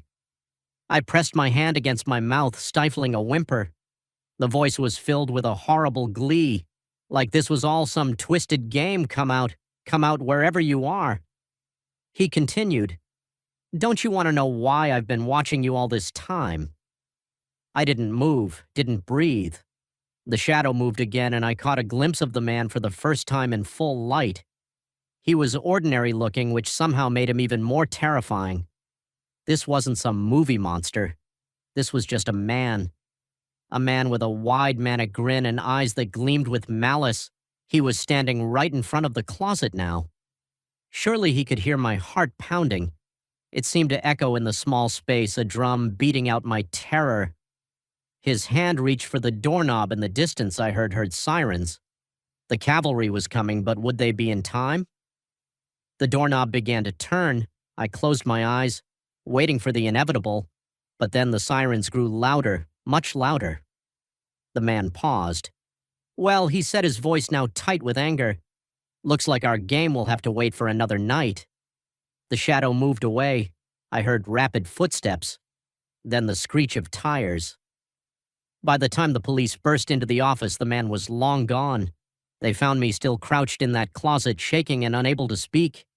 It took hours of questioning before I could tell them everything about the car, the nightly vigils, the chase they promised to investigate to find the man who had terrorized me, but they never did.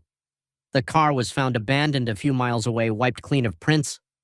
The man had vanished into the night. I quit my job the next day, found a new apartment in a new city. But no matter where I go, I can't shake the feeling that someday I'll look out my window and see that car waiting. Watching, ready to resume our twisted game of cat and mouse every night. I check my locks every night. I peer out into the darkness, and every night I wonder, is this the night he comes back for me? The moment I saw his thumb jutting out from the side of the desolate highway, I knew I should have kept driving, but something in his stance, the defeated slump of his shoulders, made me slow down. Little did I know that simple act of kindness would spiral into a nightmare that would haunt me for years to come. I'd been on the road for hours making my way across the sun-baked landscape of the American Southwest. The unchanging scenery of scrub brush and distant mesas had lulled me into a sort of trance. My mind wandering as the miles ticked by on my odometer, the hitchhiker appeared like a mirage shimmering in the heat. Haze on the horizon. As I got closer, he came into focus.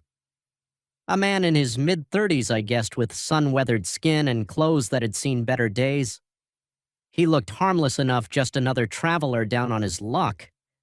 I slowed to a stop, rolling down my passenger side window. The blast of hot air that rushed in made me wince. "Where you headed?" I called out. He jogged over, a grateful smile spreading across his face. "Anywhere but here, friend, just trying to get to the next town?" I hesitated for a moment, years of warnings about the dangers of picking up strangers flashing through my mind. But the oppressive heat made the decision for me. I couldn't leave him out here to bake in the sun. "Hop in," I said, reaching over to unlock the door. He tossed a beat-up backpack into the back seat and slid into the passenger seat with a sigh of relief. "Thanks, man, you're a lifesaver. I'm Mike," he said, extending a hand. I shook it, noting the roughness of his palm. "Tom, nice to meet you," as we pulled back onto the empty highway. I stole another glance at my new companion up close. I could see the weariness etched into the lines around his eyes, the way his gaze darted nervously around the car. "So what brings you out to the middle of nowhere?" I asked, trying to break the awkward silence. Mike chuckled, but there was no humor in it. "Long story, friend. Let's just say I'm trying to make a fresh start." I nodded, not wanting to pry. We all had our secrets after all. For the next hour, we made small talk. Mike was surprisingly well-spoken for someone who looked like he'd been living rough. He asked about my job, my family, where I was headed. I found myself opening up more than I usually would to a stranger. Something about his easy manner putting me at ease as the sun began to dip towards the horizon, painting the sky in brilliant oranges and pinks. I noticed Mike growing more agitated. His responses became shorter, his gaze fixed on the rearview mirror more often than the road ahead. "Everything okay?" I asked, concern creeping into my voice. He started as if he'd forgotten I was there. Yeah, just keeping an eye out.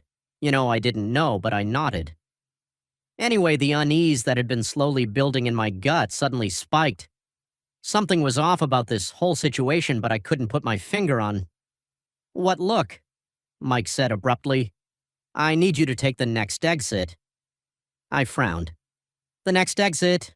But that's not towards the town. It's just a service road that just do it." He snapped, his previously friendly demeanor evaporating in an instant. My hands tightened on the steering wheel. "I think maybe it's time you got out, Mike. I can drop you off at the next rest stop," but I didn't finish the sentence in a flash. Mike had pulled a knife from somewhere, the blade glinting wickedly in the fading sunlight. "Take the exit," he growled, pressing the tip of the knife against my ribs. My mouth went dry, heart hammering in my chest.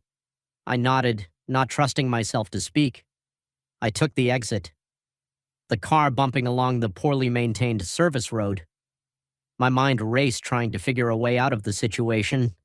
I could try to grab the knife, but at these speeds that could end in a crash that would kill us both.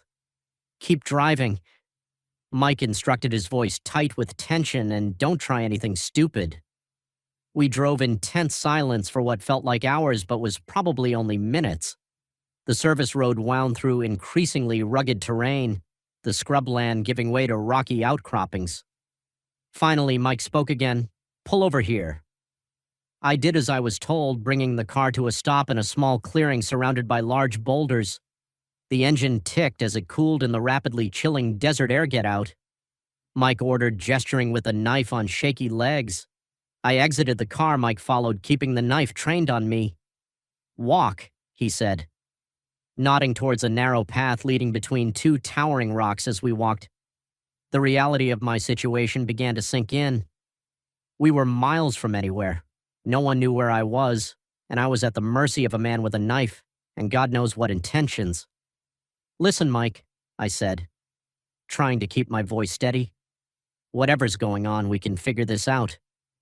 You don't have to shut up, he hissed, jabbing the knife towards me. Just keep walking. We emerged into another clearing, this one dominated by the rusted-out shell of an old trailer. Mike marched me towards it, kicking open the creaky door inside. He ordered the interior of the trailer was a mess of old furniture and debris. The musty smell of long abandonment filled my nostrils. Sit, Mike said, pointing to a rickety chair as I sat. He began to pace. Running his free hand through his hair, he looked like a man on the edge, his eyes wild and unfocused. I'm sorry, he muttered more to himself than to me. I didn't want it to be like this. But they left me no choice, who, Mike? I asked cautiously. Who left you no choice? He whirled on me, the knife flashing in the dim light filtering through the grimy windows. You don't understand, they're after me. They've been chasing me for days.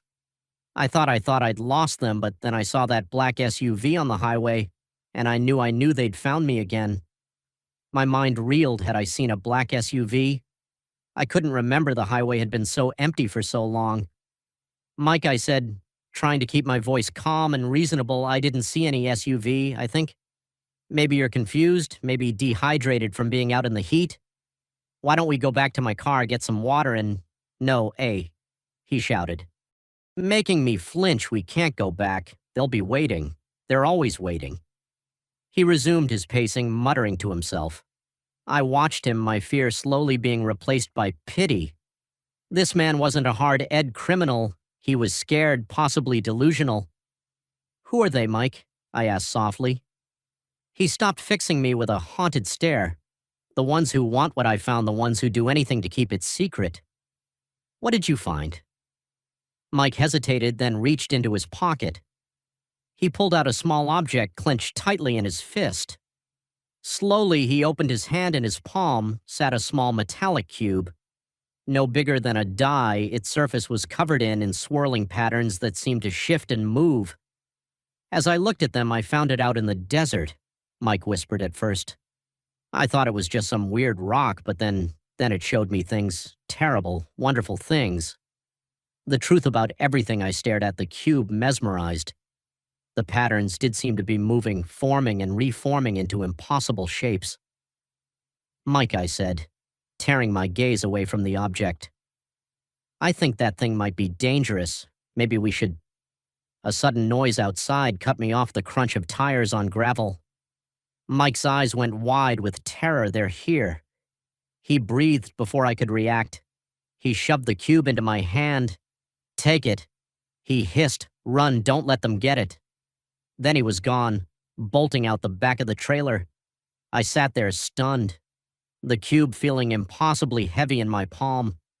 Outside, I could hear car doors slamming, voices shouting. In that moment, I had to make a choice: run as Mike had told me to, or stay and try to explain this insane situation to whoever was out there. But as I looked down at the cube, watching the pattern swirl and dance, I realized there was no choice at all. Something deep inside me, some primal instinct, screamed that this object could not fall into the wrong hands. I stood pocketing the cube. There had to be another way out of this trailer, another path through the rocks. As the voices outside grew closer, I began to search my heart, pounding in my ears. Whatever Mike had gotten himself into, I was now a part of it, and somehow I knew my life would never be the same as I found a small rear window and squeezed through. Dropping quietly to the ground outside, one thought echoed in my mind. I should have kept driving when I saw that thumb on the side of the road, but it was too late for regrets. Now the chase was on, and I was running from shadows. I couldn't even begin to understand. The first whisper caught me off guard. Barely audible over the hum of the ancient computer, I dismissed it as my imagination, a trick of the late hour in the empty building. But when the footsteps started echoing through the halls, growing louder with each passing moment, I realized with chilling certainty that I was no longer alone in the university's deserted computer lab. It was supposed to be a typical all-nighter, the kind every college student pulls at least once a semester. My thesis was due in less than 48 hours, and I was woefully behind the quiet solitude of the computer science building at 2 a.m., Seemed like the perfect place to hunker down and crank out the remaining pages. I'd been there countless times before, always alone, always undisturbed the night janitor. Bob usually did his rounds around midnight, but other than a friendly nod, he never bothered me tonight. Though the building felt different, the shadows seemed deeper, the silence more oppressive. I tried to focus on my work, the gentle clacking of the keyboard, the only sound breaking the stillness. But as the night wore on, I couldn't shake the feeling that someone or something was watching me. It started with little things, a flicker of movement in my peripheral vision gone. When I turned to look, the sensation of breath on the back of my neck. Even though I was alone in the room, I chalked it up to exhaustion and too much caffeine, forcing myself to keep typing. Then came a whisper. It was so faint at first, I thought it was just the wind outside, but there it was again. A little louder this time. Words I couldn't quite make out, spoken in a voice that sent shivers down my spine. I spun around in my chair, heart pounding. "Hello." I called out, my voice sounding unnaturally loud in the quiet lab. "Is someone there?" No response, just the soft hum of computers and the distant buzz of fluorescent lights. I turned back to my screen, trying to calm my racing heart. "Get it together," I told myself. "You're letting your imagination run wild." But then I heard it.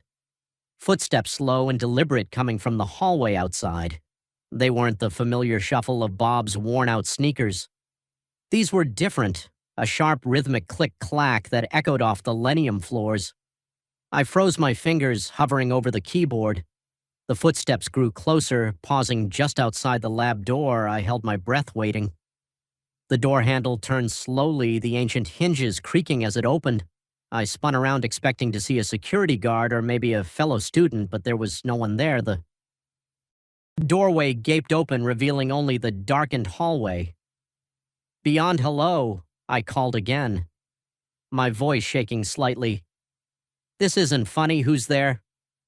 The whisper started again, this time from multiple directions.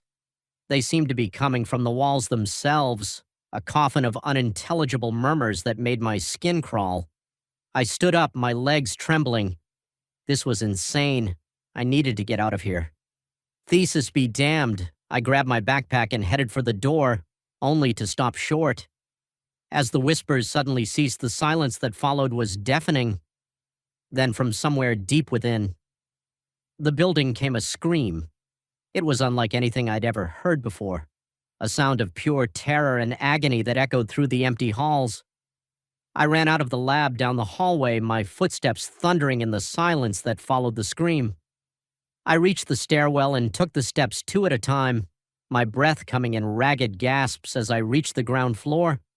I heard the click-clack of those footsteps again, this time from the floor above. They were moving fast, too fast. Racing down the stairs behind me, I burst through the exit door, expecting to feel the cool night air on my face. Instead, I found myself in another hallway identical to the one I just left, confusion and panic wed within me. This was impossible. I knew this building. Like the back of my hand, the exit should have led outside. The footsteps were getting closer. I picked a direction at random and ran, passing door after door, all of them locked. The hallway seemed to stretch on forever, the fluorescent lights above flickering ominously. Finally, I saw a door marked exit at the end of the hall. Relief flooded through me as I sprinted towards it. I grabbed the handle, turned it, and nothing. It was locked. No, no, no. I muttered, yanking on the handle desperately. This couldn't be happening. The click-clack of footsteps stopped right behind me. I squeezed my eyes shut, not wanting to turn around, not wanting to see what had been chasing me. "Open your eyes." "Michael," a voice said, soft and melodious. It was somehow familiar, though I knew I'd never heard it before. Slowly, reluctantly, I turned and opened my eyes. The figure before me was impossible. It shifted and changed as I looked at it, never settling on a single form. One moment it was tall and spindly with too many limbs. The next it was short and squat, its skin rippling like water, its face, if you could call it, that was a swirling mass of features. eyes and mouths appearing and disappearing in a dizzying dance. "What are you?" I stammered, pressing myself against the locked door. The being's current mouth curved into a smile. "We are the Watchers." It said its voice now, a chorus of whispers. "We have always been here in the spaces between watching, waiting, waiting for what I asked. Though I wasn't sure I wanted to know the answer for someone to see us, it replied for someone to believe." As it spoke, the hallway around us began to shift and warp. The walls melted away, revealing a vast star-filled void. I felt myself starting to float untethered from reality. "You've spent so many nights here." Michael the being continued, "so close to the threshold we've been trying to reach you to show you the truth." Memories flashed through my mind, all those nights I'd spent alone in the lab, the odd sensations. I dismissed the fleeting glimpses of something just beyond my perception. "What truth?" I asked, my voice barely a whisper. The being's form settled briefly into something almost human, that your world is just one layer of many, that there are wonders and terrors beyond your wildest imagination, just waiting to be discovered. As it spoke, visions flooded my mind. I saw impossible cities built in the spaces between stars, creatures that defied description roaming through dimensions I couldn't comprehend. I saw the history of the universe unfold in an instant and glimpsed futures that left me breathless with awe and terror. "Why me?" I managed to ask, my mind reeling from the onslaught of information. "Because you were open to it." The being replied, "Because you spent so many nights straddling the boundary between your world and ours. The veil between realities is thin in places like this, where human minds push themselves to their limits." I thought about all those late nights in the lab, the way my perception would shift after hours of staring at code, the strange ideas that would come to me in the early hours of the morning. "What happens now?" I asked, surprising myself with how calm I felt. The being's form rippled again, its multitude of eyes fixing on me. "That's up to you, Michael. You can forget this return to your world and your limited perception, or I prompted. Or you can come with us, learn the secrets of the universe, become more than you ever dreamed possible." I hesitated. Part of me was screaming to run to, forget all of this and return to the safety of my normal life. But a larger part, the part that had always pushed me to learn more, to question everything, was thrilled at the prospect. "Will I be able to come back?" Asked. The being's laugh was like the tinkling of distant bells. "Oh, Michael, once you've seen beyond the veil, there's no going back." "Not really. You'll always know what's out there. Always feel the pull of the infinite." I took a deep breath, looking around at the star-filled void that had replaced the familiar hallways of the computer science building. And in that moment, I knew my life would never be the same. "Okay," I said, surprised by the steadiness of my voice. "I'm ready." The being's form shifted. One last time, extending what might have been a hand towards me as I reached out to take it. I felt the last tethers of my old reality slip away in that instant as I stepped across the threshold into a universe of infinite possibilities. One final thought flashed through my mind. I really should have just gone home when the first whisper caught my attention. But then again, where would the fun in that be? And with that, Michael Thompson, graduate student and soon-to-be master of computer science, disappeared from the world he knew, embarking on an adventure. Beyond imagination, the computer lab fell silent once more. The unfinished thesis still glowing on the screen, waiting for a student who would never return to complete it the moment the lights flickered out, plunging the house into darkness. I knew this wasn't going to be an ordinary babysitting gig. The sudden silence that followed, broken only by the pounding of rain against the windows, made my skin crawl, but it was the soft thud from upstairs, where the children were supposed to be sleeping, that sent a chill down my spine. Little did I know this was just the beginning of a night that would push me to the brink of terror. I'd been babysitting for the Thompsons for about 6 months. They were good people, always paid on time, and their kids, 8-year-old Lily and 6-year-old Max, were sweet and well-behaved. It was an easy gig, usually just involving dinner, some TV, and then tucking the kids into bed.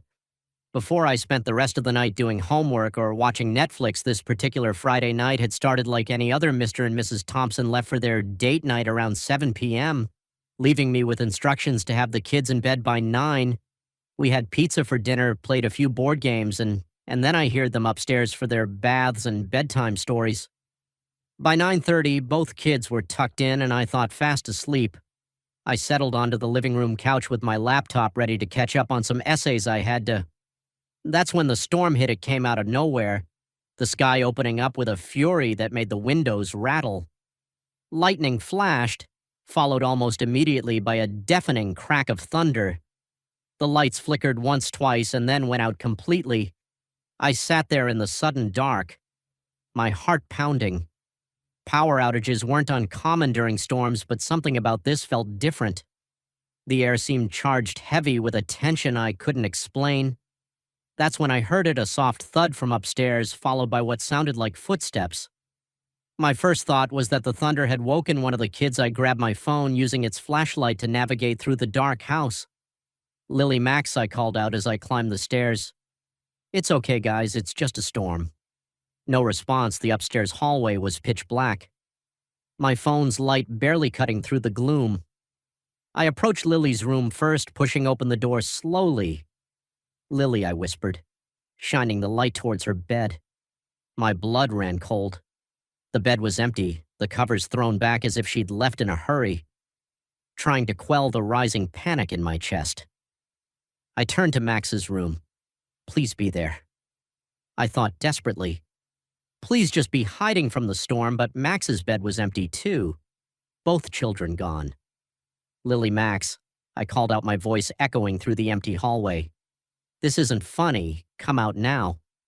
Silence, just the relentless pounding of the rain and the occasional rumble of thunder. I searched every room upstairs, growing more frantic with each empty space. I found they weren't in the bathroom, not in their parents' room, not in any of the closets. It was as if they had vanished into thin air as I stood in the hallway trying to decide what to do next. I heard another sound, a giggle, high-pitched and childlike, coming from downstairs. Relief flooded through me. They must have snuck down while I was searching the rooms. I hurried back down the stairs, calling out, "Guys, you really scared me. Come on out now." The giggle came again, this time from the kitchen. I rounded the corner, my phone's light bouncing off the stainless steel appliances. Lily Max. The kitchen was empty, but there on the floor was a small puddle of water, and leading away from it, a trail of wet footprints. Child-sized footprints. My relief quickly turned to confusion, then to fear something wasn't right. The footprints led to the basement door, which stood slightly ajar. I'd only been down to the basement once when Mrs. Thompson asked me to grab some extra paper towels. It was unfinished, all concrete floors, and exposed pipes with boxes of holiday decoration and old toys piled in corners. Not a place the kids were allowed to play. My hand shook as I reached for the doorknob. Every instinct was screaming at me to run, to get out of the house and call the police, but I couldn't leave the children. Whatever was happening, I had to find them.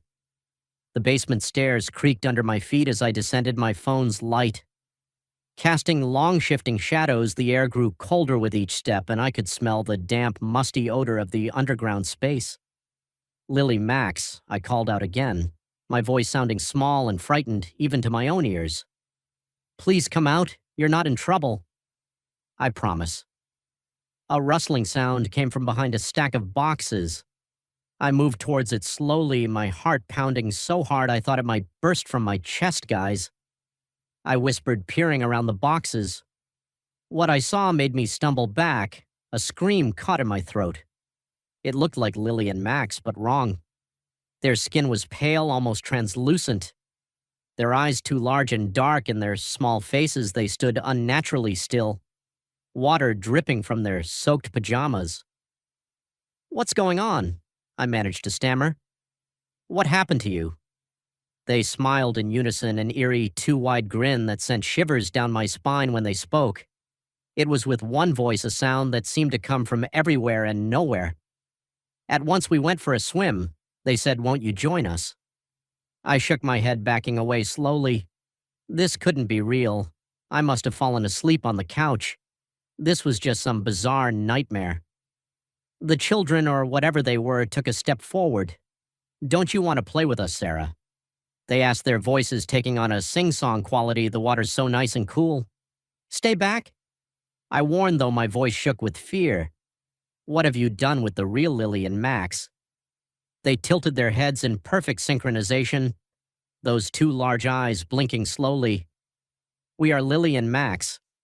They said we're just more now and we want you to be more too. I turned to run but found my path blocked. Standing at the bottom of the stairs was a figure tall and thin.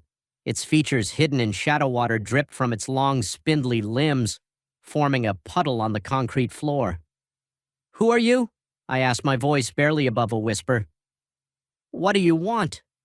The figure said nothing, but I heard its voice in my head, a sound like rushing water and grinding stones.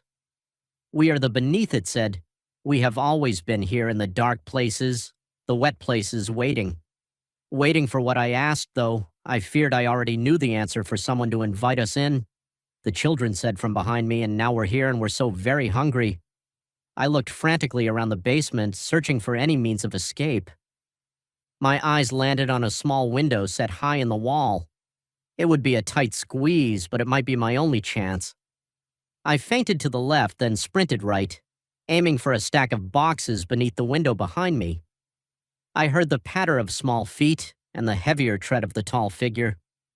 I scrambled up the boxes, my fingers scrabbling at the window latch, just as I felt long, cold fingers grip my ankle. The window popped open. I pulled myself through. Feeling my shirt tear on the rough edge of the window frame, I tumbled onto the wet grass outside. The rain still coming down in sheets, I ran across the backyard through the gate down the street. I didn't stop until I reached the police station, soaked to the bone and gasping for breath. The police, of course, didn't believe me. They found the house exactly as it should be. 2 children sleeping peacefully in their beds, no sign of any disturbance. Mr. and Mrs. Thompson were understandably upset, thinking I had abandoned their children to run out into the storm. I lost my babysitting job and my reputation in the neighborhood was ruined, but I knew what I had seen, what I had experienced, and I knew that something dark and hungry had found its way into our world. Sometimes on rainy nights, I think I can hear children giggling outside my window, and in my dreams, I still see those 2 large eyes and hear that watery voice inviting me to join them in the cool, dark depths. I never babysat again after that night, and I always check under my bed before I go to sleep. Sleep because now I know that the monsters aren't just the stuff of childhood nightmares. They're real, they're hungry, and they're waiting for an invitation to come in. The first time I noticed my neighbor's odd behavior, I brushed it off as simple eccentricity, but as the days passed and more residents of our apartment building began acting strangely, a chilling realization crept over me. Something sinister was lurking beneath the surface of our seemingly ordinary lives, and I was the only one who seemed to notice. I'd moved into the Oakwood Apartments just 3 months ago, drawn by the affordable rent and convenient location. It was an older building, a bit worn around the edges, but it had character. The residents were a mix of young professionals, small, families and retirees, a typical cross-section of urban life. At first, everything seemed normal. I'd exchange pleasantries with my neighbors in the hallway, chat with Mrs. Rodriguez from 3B while collecting my mail, and occasionally run into Tom from 2A in the laundry room. It was all wonderfully, boringly ordinary. Then about a month ago, things started to change. It began with Mrs. Rodriguez one morning. As I was heading out to work, I saw her standing in the hallway staring blankly at the wall when I said good morning. She didn't respond, she just kept staring, unblinking at a spot just above my head. "Mrs. Rodriguez," I said a little louder this time, are you okay?" She blinked slowly, then turned to look at me for a moment. Her eyes seemed wrong too, dark, too empty. But then she smiled and everything seemed normal again. "Oh, good morning, dear," she said, her voice a bit too cheery. I must have been daydreaming. "Have a wonderful day." I chalked it up to her getting older, maybe having a senior moment. But over the next few days, I noticed more odd behavior from other residents. Tom from 2A, usually so meticulous about separating his whites and colors, was shoving all his laundry into one machine, including what looked like muddy shoes. When I pointed it out, he just smiled vacantly and said, "It's all the same in the end, isn't it? The young couple in 4C who?" He arguing through the thin walls, fell silent. Completely silent. I never heard a peep from their apartment anymore. Not even footsteps or the sound of their TV and Mr. Jenkins. The grumpy old man from 1A who used to complain about everything started greeting everyone with an unnaturally wide smile and a cheery, "Isn't it a beautiful day?" Each incident on its own might not have been caused for alarm, but taken together, they painted a picture that made my skin crawl. It was as if someone had replaced my neighbors with pod people from an old sci-fi movie. I tried to rationalize it. Maybe there was a gas leak making everyone act weird, or perhaps some sort of mass hysteria had taken hold of the building, but deep down I knew it was something more sinister. My suspicions were confirmed late one night when I couldn't sleep. I heard a strange rhythmic thumping coming from the hallway. Curiosity overcoming my fear, I crept to my door and peered through the peephole. What I saw made my blood run cold. All of my neighbors were in the hallway. Moving in unison, they were doing some sort of dance. Their movements jerky and unnatural, and they were all smiling, those two wide smiles, their eyes dark and empty. I stumbled back from the door, my heart pounding. This couldn't be real. It had to be some sort of nightmare. But the thumping continued, growing louder, and then I heard something else. A low humming chant that seemed to vibrate through the walls. I spent the rest of the night huddled in my bedroom, lights off, trying to convince myself that what I'd seen wasn't real. But when morning came and I cautiously ventured out, I knew it had been no dream. The hallway carpet was scuffed and dirty, as if dozens of feet had been shuffling across it all night. And my neighbors. They all looked exhausted with dark circles under their eyes, but they were still smiling. Those unnatural smiles. "Good morning," Mrs. Rodriguez chirped as I passed her in the hall. "Isn't it a wonderful day to be alive?" I mumbled a response and hurried past her. My skin crawling. I had to figure out what was going on over the next few days. I became a detective in my own home. I started keeping a log of my neighbors' behaviors, noting every oddity, every out-of-character action. I even went so far as to set up a small camera pointed at my door, hoping to catch another midnight gathering. But the more I observed, the more terrified I became. It wasn't just their behavior that was off. Physical changes were happening too. Mr. Jenkins, who had always stooped with age, now stood unnaturally straight. The young woman from 4C seemed to have grown several inches taller overnight, and Tom's eyes, I could have sworn they had changed color. I knew I should leave, find somewhere else to live, but a morbid curiosity kept me there. I had to know what was happening one night. About a week after I'd witnessed the hallway dance, I heard a knock at my door. It was past midnight and I hadn't been sleeping well. Too keyed up from constant vigilance. I approached the door cautiously, my heart pounding through the peephole. I saw Mrs. Rodriguez standing there, still smiling, that too wide smile. "Hello, dear," she called through the door. "We've noticed you haven't been joining us for our nightly gatherings, won't you? Come out and play." I backed away from the door, my mouth dry with fear. "I'm not feeling well." I called back. "Maybe another time." "Oh, but we insist," came another voice. Tom's voice, but not quite right. Too deep. Too resonant. "It's time for you to join us, to become one of us." The door handle began to rattle. They were trying to get in. I ran to my bedroom, slamming and locking the door behind me. The main door of my apartment crashed open and I could hear them filing in. Their footsteps were oddly in sync, a rhythmic thumping that matched the pounding of my heart. Come out," they called in unison. "It's time to shed your old self. Time to evolve." I looked around frantically for an escape route. The window was my only option. I was on the 3rd floor, but there was a fire escape. If I could just reach it, I could hear them outside my bedroom door. Now the wood began to splinter as they pounded on it with shaking hands. I pushed open the window and climbed out onto the fire escape. The cool night air hit me, and for a moment I felt a surge of hope. I could get away. I could be free. But as I looked down, my hope turned to ashes. The courtyard below was filled with people. Not just from our building, but from the surrounding neighborhood, too. All of them looking up at me with those dark, empty eyes. All of them smiling, those terrible smiles. "Join us," they called up to me, "become one with us" behind me. I heard my bedroom door finally give way. I turned to see my former neighbors crowding onto the fire escape, their bodies twisting and changing in ways that defied explanation. In that moment, I knew I had a choice to make. I could give in, become one of them, lose myself to whatever madness had taken hold of this place, or I could jump and take my chances with the crowd below. I chose to jump. As I fell through the airtime seemed to slow. I saw my neighbors' faces, watched as they morphed and changed, becoming something inhuman. I saw the crowd below, their arms outstretched to catch me, to absorb me into their mass, and then darkness. I woke up in a hospital bed, my body battered. But alive, the doctors told me I was lucky that a tree had broken my fall. They said I'd been babbling about monsters and body snatchers when I was brought in. No one believed my story. Of course, they chalked it up to a mental breakdown. Said the stress of city life had gotten to me. The Oakwood Apartments, they assured me, was just a normal building filled with normal people. But I know the truth. I saw what I saw, and sometimes late at night I can still hear that rhythmic thumping, still see those dark, empty eyes and two wide smiles. I never returned to the Oakwood Apartments.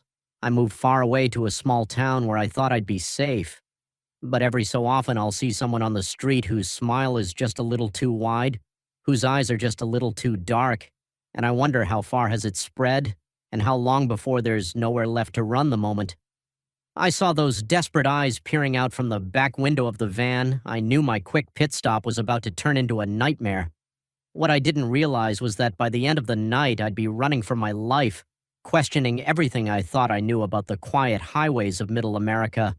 It had been a long day of driving. I was on my way to my sister's wedding in Colorado, opting for a road trip instead of a flight to save some cash.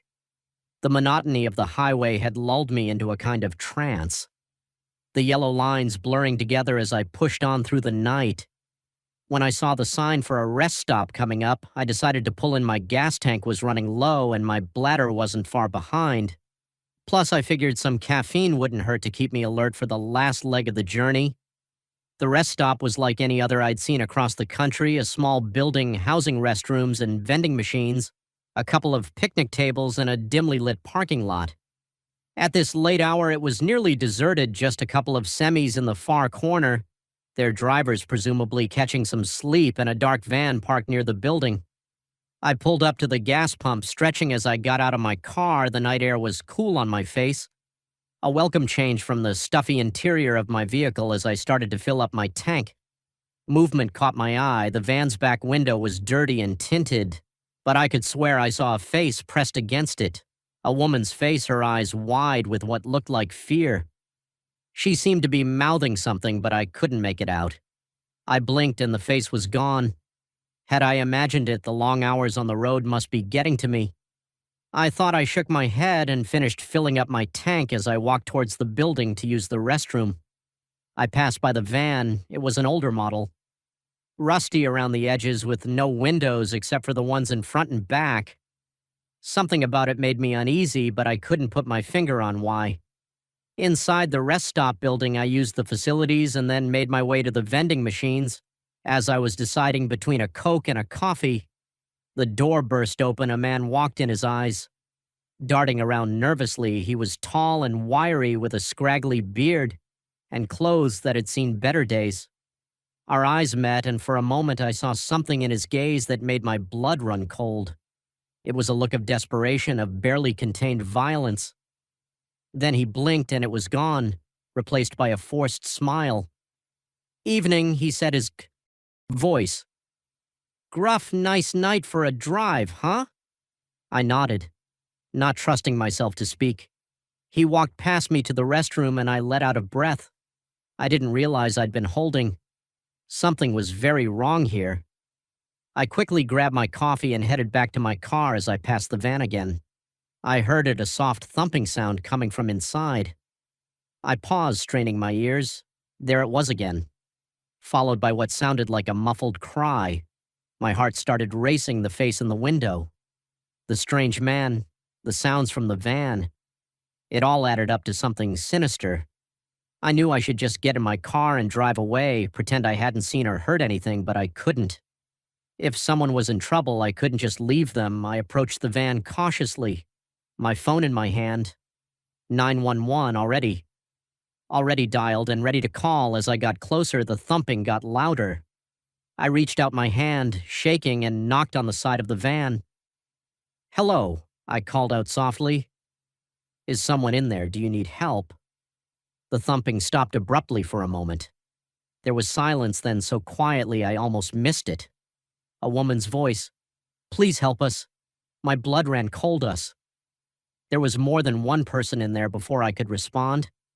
I heard the rest stop door slam open. The man was back and he did not look happy. "Hey!" he shouted, starting to run towards me. "What the hell do you think you're doing?" I didn't think I just acted. I ran to my car, fumbling with the keys. As I heard the man's footsteps getting closer, I managed to get the door open and threw myself inside, locking it. Just as the man reached me, he slammed his hands on my window, his face contorted with rage. "Mind your own business," he snarled. "You don't know what you're messing with." I started the engine, my hands shaking so badly I could barely grip the steering wheel. The man stepped back as I put the car in reverse, but his eyes never left mine. As I peeled out of the parking lot, I could see him in my rearview mirror running back to the van. My mind was racing as I sped down the highway. What did I just stumbled upon? A kidnapping, human trafficking, whatever it was. I knew I had to do something. I couldn't just drive away and leave those people in that van. I dialed 911. My voice shaking as I tried to explain what I'd seen to the dispatcher. They told me to keep driving, that they were sending patrol cars to the rest stop.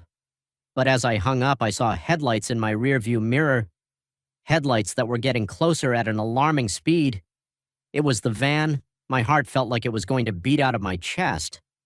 I pressed down harder on the gas pedal, pushing my old car to speeds.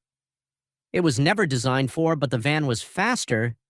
Slowly but surely gaining on me, I weaved through the sparse traffic, ignoring the angry honks from the other drivers. The van stayed right on my tail, so close I couldn't even see its headlights in my mirrors anymore. Suddenly, I saw a sign for an upcoming exit. Without thinking, I swerved across 2 lanes of traffic and took the exit ramp at a speed that had my tires squealing in my rearview mirror. I saw the van overshoot the exit. I bought myself some time, but I knew it wouldn't be long before they figured out where I'd gone. The exit led to a small town, its streets deserted. At this late hour, I turned randomly, taking rights and lefts without any real plan, just trying to put as much distance between me and the van as possible. After a few minutes of this, I found myself on a dark residential street. I pulled over, killing the lights and engine. My hands were shaking as I tried to figure out what to do next. Should I keep driving, try to find a police station, go back to the highway and hope to run into the patrol cars the dispatcher had sent? As I sat there paralyzed with indecision, I saw a headlight approaching, my breath caught in my throat as I recognized the outline of the van. It was driving slowly down the street as if searching for something. Searching for me, I slouched down in my seat, praying they wouldn't notice my car. The van crawled past so close I could have reached out and touched it. I held my breath, not daring to move a muscle until the red taillights had disappeared around a corner. Once I was sure they were gone, I started my car again, this time with a plan. I needed to get back to the highway, way to find those patrol cars. It was the only way to help the people trapped in that van. As I navigated back through the town, my mind kept replaying the events of the night. The face in the window, the sounds from the van, the man's rage when he caught me snooping. What kind of monster was he, and how many others like him were out there prowling the highways, preying on the vulnerable? I made it back to the highway, my eyes constantly checking my mirrors for any sign of the van. As I merged onto the road, I saw the most beautiful sight, flashing blue and red lights up ahead. The patrol cars had found me. I pulled over, waving frantically at the officers as they approached the story. Spilled out of me in a rush, all the details I could remember about the van, the man, the sounds I'd heard. The officers took my statement, their faces grim. They told me I'd done the right thing by calling it in, that they put out an APB on the van. But as I sat there watching more patrol cars speed past, lights flashing, I couldn't shake the feeling that it was too late. That van could be anywhere by now. As dawn broke, casting a pale light over the highway, I couldn't help but think about the people in the van. Were they still alive? Would they be found? And how many other vans were out there hiding dark secrets behind their tinted windows? I never made it to my sister's wedding somehow. After what I'd been through, it didn't seem important anymore. Instead, I found myself telling my story to anyone who would listen: the police, the FBI, the media. I wanted the world to know what was happening on our highways, in our rest stops right under our noses. Some nights I still wake up in a cold sweat. The image of those desperate eyes peering out from the van's window burned into my memory, and every time I see a van on the road, I can't help but wonder who's inside, and are they crying out for help that will never come? The first note appeared on a Tuesday, slipped under the front door like a whisper of danger. Get out while you can. It read in jagged, urgent letters. I laughed it off as a prank. But as the week wore on and the messages grew increasingly sinister, I realized that my simple house-sitting job had turned into a waking nightmare. It was supposed to be an easy gig. My college roommate Sarah asked if I could watch her place for a month while she was on a work assignment. Overseas, her house was a charming little Victorian in a quiet neighborhood complete with a white picket fence and a garden that would make any green thumb jealous. I jumped at the chance. A whole month away from my cramped studio apartment sounded like heaven. The first few days were uneventful. I watered the plants, collected the mail, and spent my evenings curled up on Sarah's comfortable couch, binge-watching shows on her massive TV. It was peaceful, almost too quiet. After the constant noise of my apartment building, then came that first note. I found it when I came back from grocery shopping, a small piece of paper lying innocently on the welcome mat. The message was short, but chilling. I turned it over in my hands, looking for any clue about its origin, but there was nothing, just those 5 words scrolled in what looked like black marker. I shook my head, crumpling the paper and tossing it in the trash. Probably just some kids in the neighborhood playing a prank. I pushed it out of my mind and went about my day. The second note came 2 days later this time, slipped under the door. Sometime during the night, I found it when I came downstairs for my morning coffee. This one was longer. The walls have eyes. They know you're here. Leave now. A chill ran down my spine as I read it. The handwriting was the same as the first note, but there was something more urgent about this message. I found myself glancing at the walls, half expecting to see eyes staring back at me. Don't be ridiculous. I told myself it's just another stupid prank. But I couldn't shake the feeling of unease that settled over me. I started double-checking the locks before bed, drawing the curtains tight against the night. The third note appeared the very next day, stuck to the bathroom mirror when I got out of the shower. My heart nearly stopped when I saw it dripping water onto the tile floor as I stood. Frozen in shock, how had someone gotten into the house? This message was the most disturbing yet. They're coming for you. I can't hold them back much longer. Run, I called the police.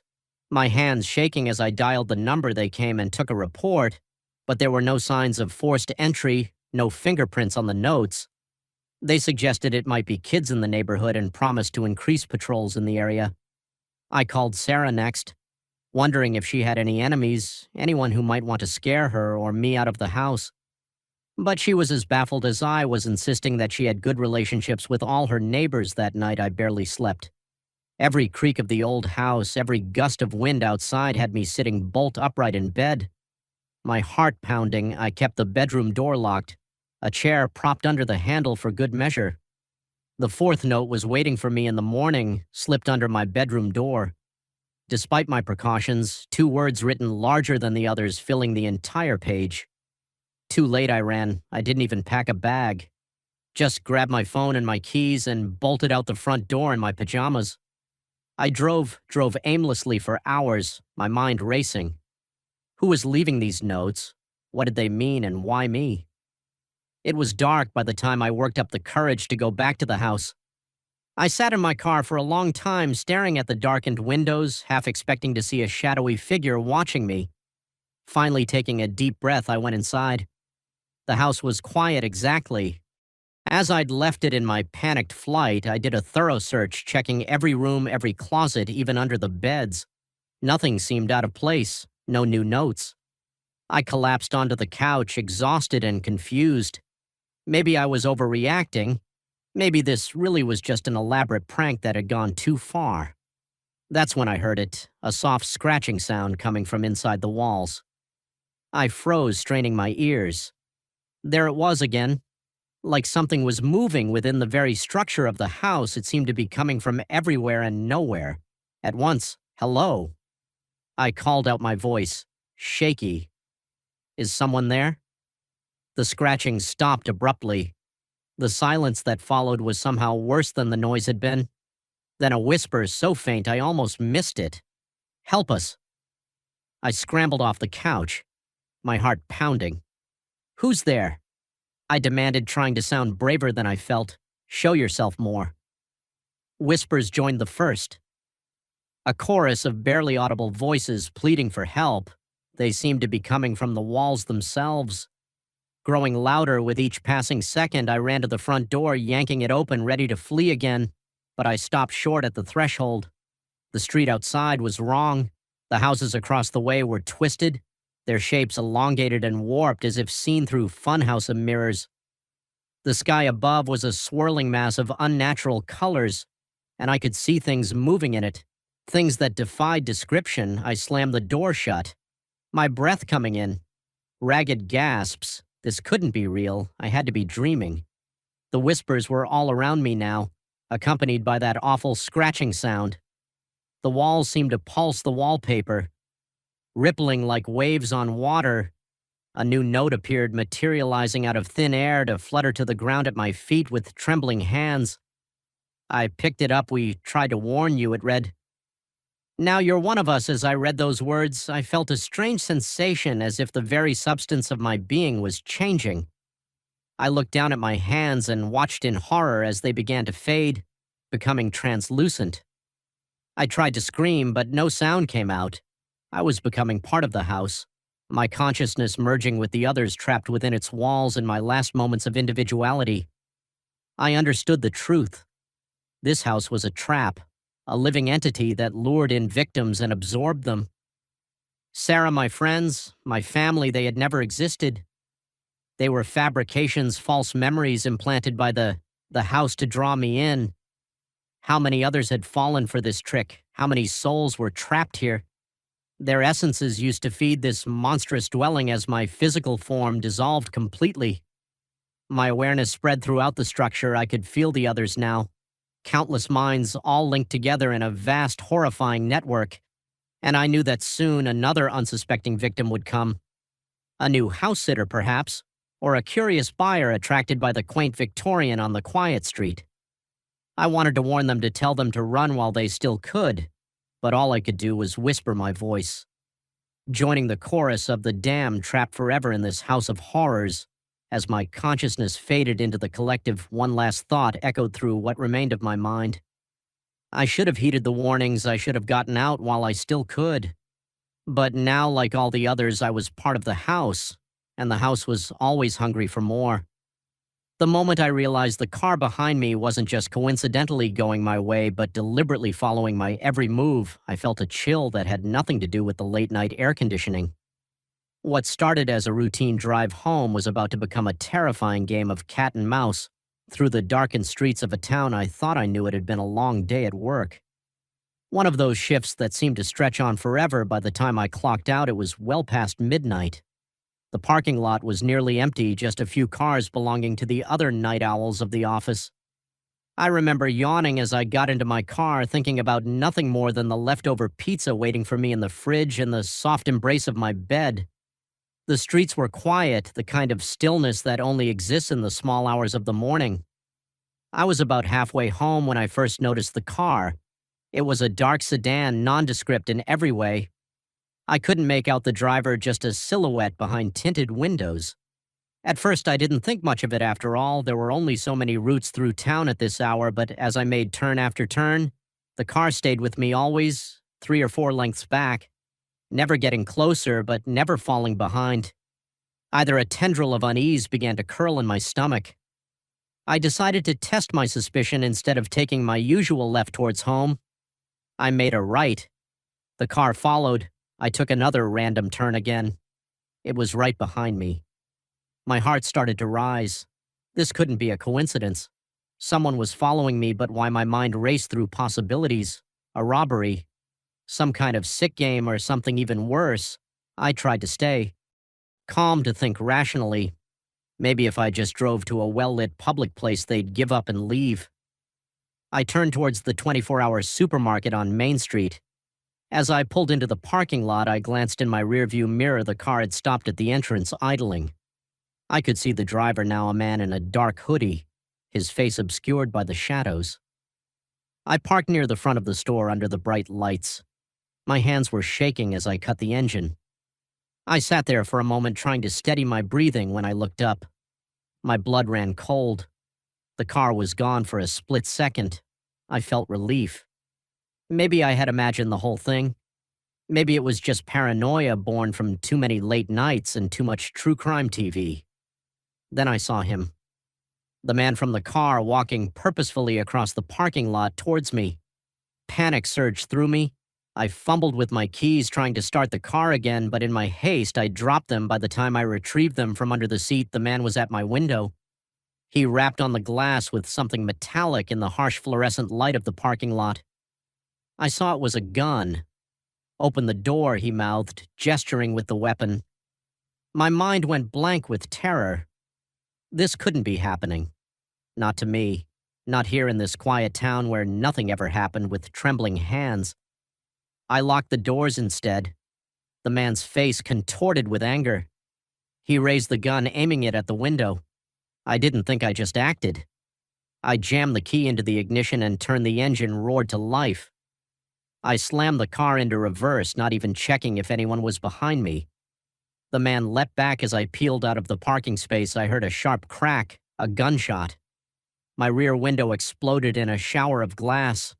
I screamed, ducking instinctively even as I floored the accelerator. The car fishtailed as I made a wild turn onto the street. Tires squealing in protest. In my rearview mirror, I saw the man running back to his car. I had a head start, but his car was newer, faster. I knew he'd catch up soon if I didn't do something. I took a hard right then. Another, trying to lose him in the maze of residential streets. My mind was racing faster than my car. Where could I go? The police station was on the other side of town. My house wasn't safe. He'd seen which way I usually drove. I made a split-second decision and headed for the highway. At this time of night, it would be nearly empty, but it was my best chance to outrun him. As I merged onto the on-ramp, I saw headlights in my mirror. He had found me. The sedan was gaining ground, eating up the distance between us. I pushed my old car to its limits, the engine whining in protest as the speedometer crept past 90, then 100. But it wasn't enough. The sedan was still coming. Suddenly, an idea struck me. It was risky, possibly suicidal, but it was all I had. About a mile ahead was a sharp turn, the kind that required slowing down even in good conditions. Beyond it was a steep embankment leading down to the river. I took a deep breath, tightening my grip on the steering wheel. I could do this. I had to do this. As I approached the turn, I didn't slow down. If anything, I sped up. In my mirror, I saw the sedan getting closer. Just a few more seconds. At the last possible moment, I slammed on the brakes and wrenched the wheel to the right. My car skidded, the tires screaming as they fought for traction. For a heart-stopping moment, I thought I'd miscalculated, that I was going to go over the edge. But then the car straightened out, fishtailing wildly, but staying on the road. I didn't look back. I didn't need to. I heard the crash, the screech of metal on metal, the shattering of glass. When I finally dared to check my mirror, the sedan was gone. In its place was a gaping hole in the guardrail. My hands were shaking so badly I could barely keep the wheel straight, but I didn't stop. I couldn't stop. I drove and drove, putting as much distance between me and that turn as possible. It wasn't until I saw the "Welcome to Pennsylvania" sign that I finally pulled over. I was miles from home, running on fumes and coming down from the biggest adrenaline rush of my life. As the sun began to rise, painting the sky in shades of pink and gold, I sat on the hood of my car and tried to process what had happened. Who was that man? Why had he targeted me, and had I just killed him? I knew I should call the police, report what had happened. But a part of me was afraid they wouldn't believe me, afraid that somehow I'd end up being the one in trouble. So I did the only thing I could think of. I drove to the nearest diner, ordered a coffee, and started planning. I couldn't go home. Not yet. Maybe not ever. Whoever that man was, he might have friends, and they might come looking for me. As I sat there watching the early morning crowd trickle in, I realized my life had changed irrevocably.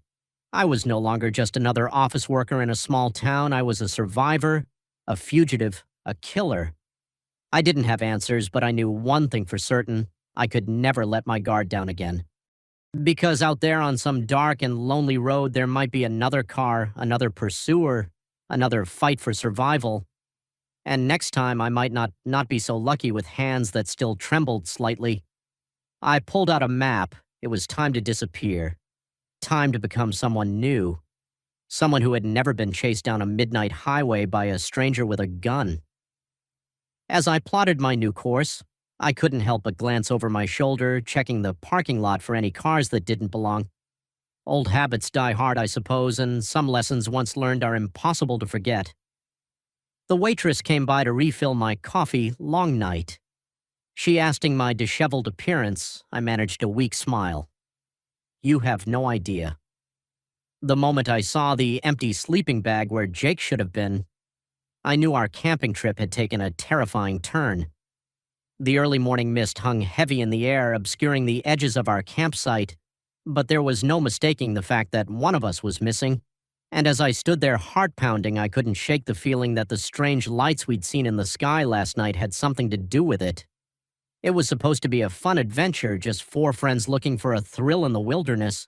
We'd heard the stories about this area, of course, whispered tales of UFO sightings, mysterious lights in the sky, and campers who swore they'd lost time. But we didn't really believe it, or at least I didn't. It was all just part of the excitement, wasn't it? Now as I stared at Jake's abandoned sleeping bag, I wasn't so sure anymore.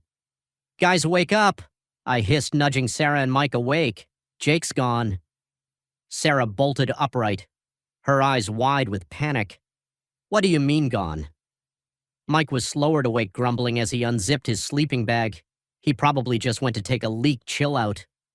But as we called out for Jake, our voices echoing through the misty forest, and eerie silence was our only answer.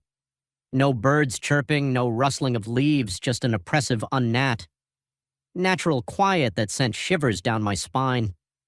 We searched the immediate area around our campsite, but there was no sign of Jake, no footprints leading away, no discarded clothing, nothing. It was as if he'd simply vanished into thin air. This isn't funny. Jake, Sarah shouted, her voice cracking with fear. Come out now, but deep down we all knew this wasn't some elaborate prank. Something was very, very wrong as the sun climbed higher in the sky, burning away the morning mist. We expanded our search. We combed through the surrounding forest, calling Jake's name until our voices were hoarse, but with each passing hour, our hope dwindled. It was mid-afternoon when things started to get weird. I was pushing through a dense patch of underbrush when suddenly the world seemed to flicker for a split second. Everything around me changed. The trees were taller, older, the ground was covered in a strange iridescent moss, and the sky was a deep, unnatural purple. I blinked and everything was back to normal, but the image was seared into my mind, leaving me dizzy and disoriented. Did you guys see that? I asked, my voice shaking.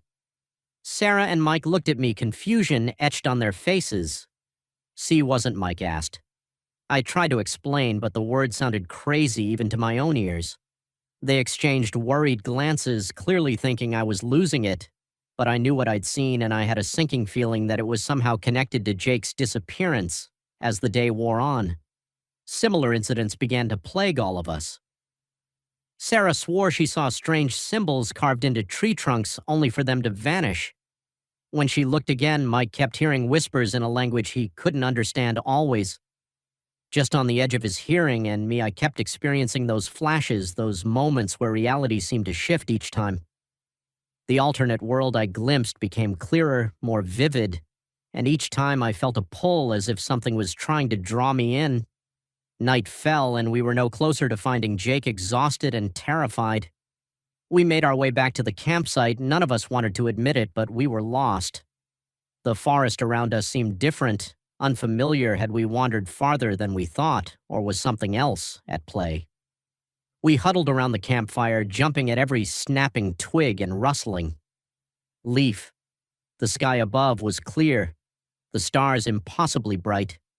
But as we watched, the star began to move slowly at first, then faster, swirling in impossible patterns.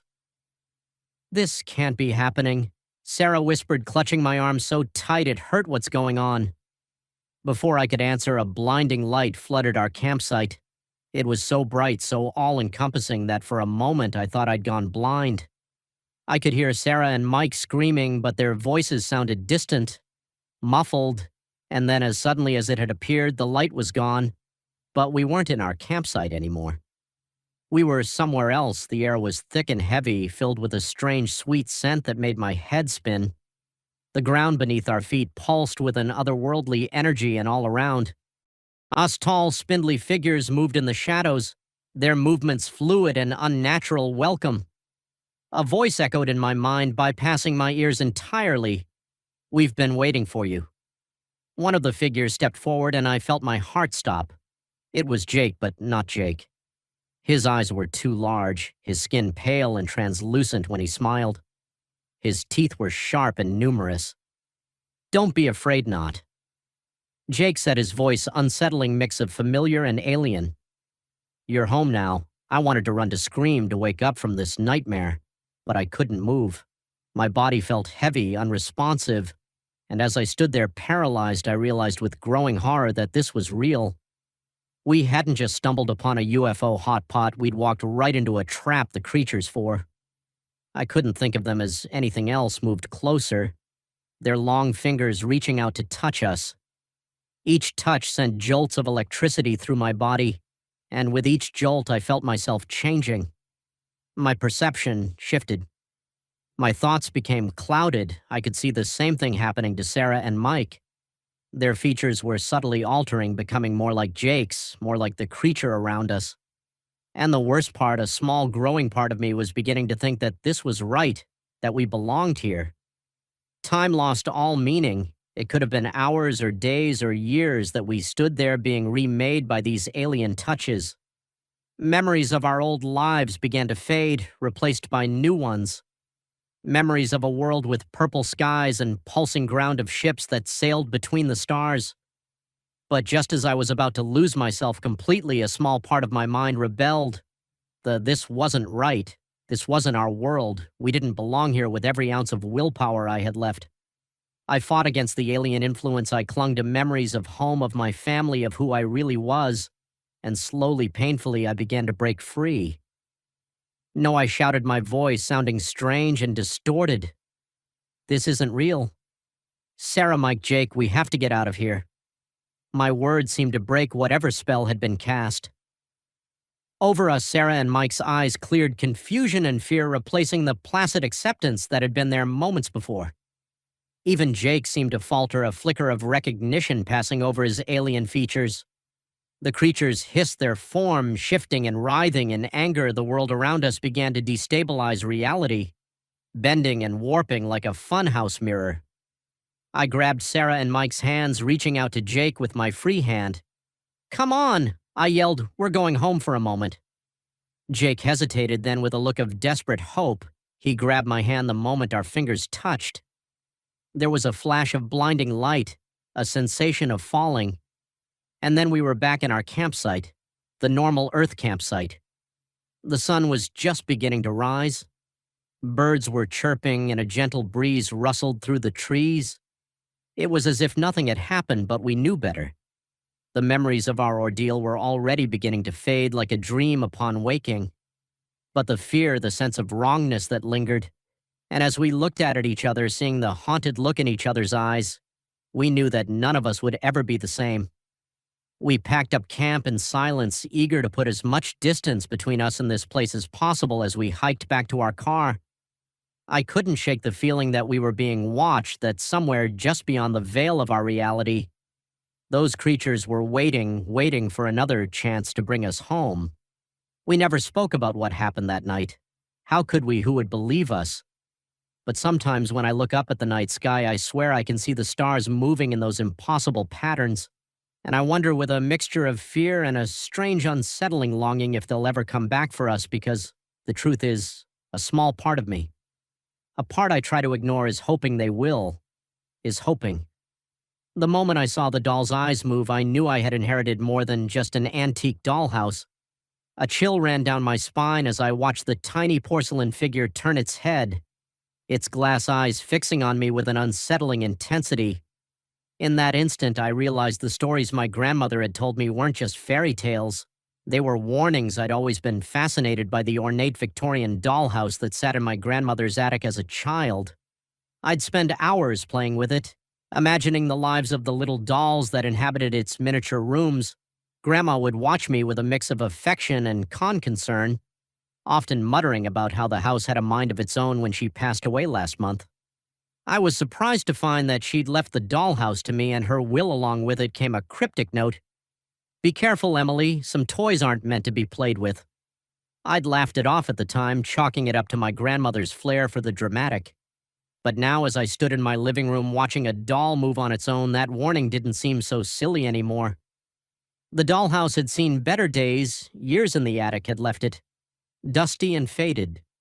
Its once vibrant wallpapers peeling at the edges. I decided to restore it, both as a way to honor my grandmother's memory and to distract myself from the grief of losing her for weeks.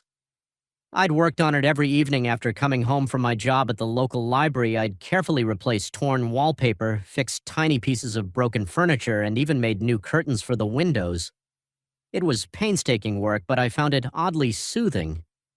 Until tonight, I'd been putting the finishing touches on the parlor when I noticed one of the dolls.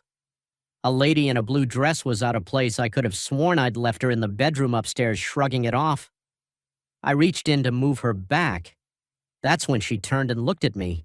I stumbled backward, knocking over my chair in my haste to get away from the dollhouse. My heart was pounding so hard I could feel it in my throat. This couldn't be happening. Dolls didn't move. They didn't look at you with eyes that seemed far too alive. Al. And yet, as I watched from across the room, the lady in the blue dress stood up. She actually walked across the tiny parlor to the window. There she raised one miniature hand and beckoned to me against my better judgment. I found myself moving closer as I approached. I could hear a faint sound coming from the dollhouse. It sounded like whispering. I leaned in, straining to hear. The whispers grew louder, becoming a cacophony of tiny voices, all speaking at once. I couldn't make out individual words, but the tone was urgent. Pleading. Suddenly, I felt a sharp pain in my finger.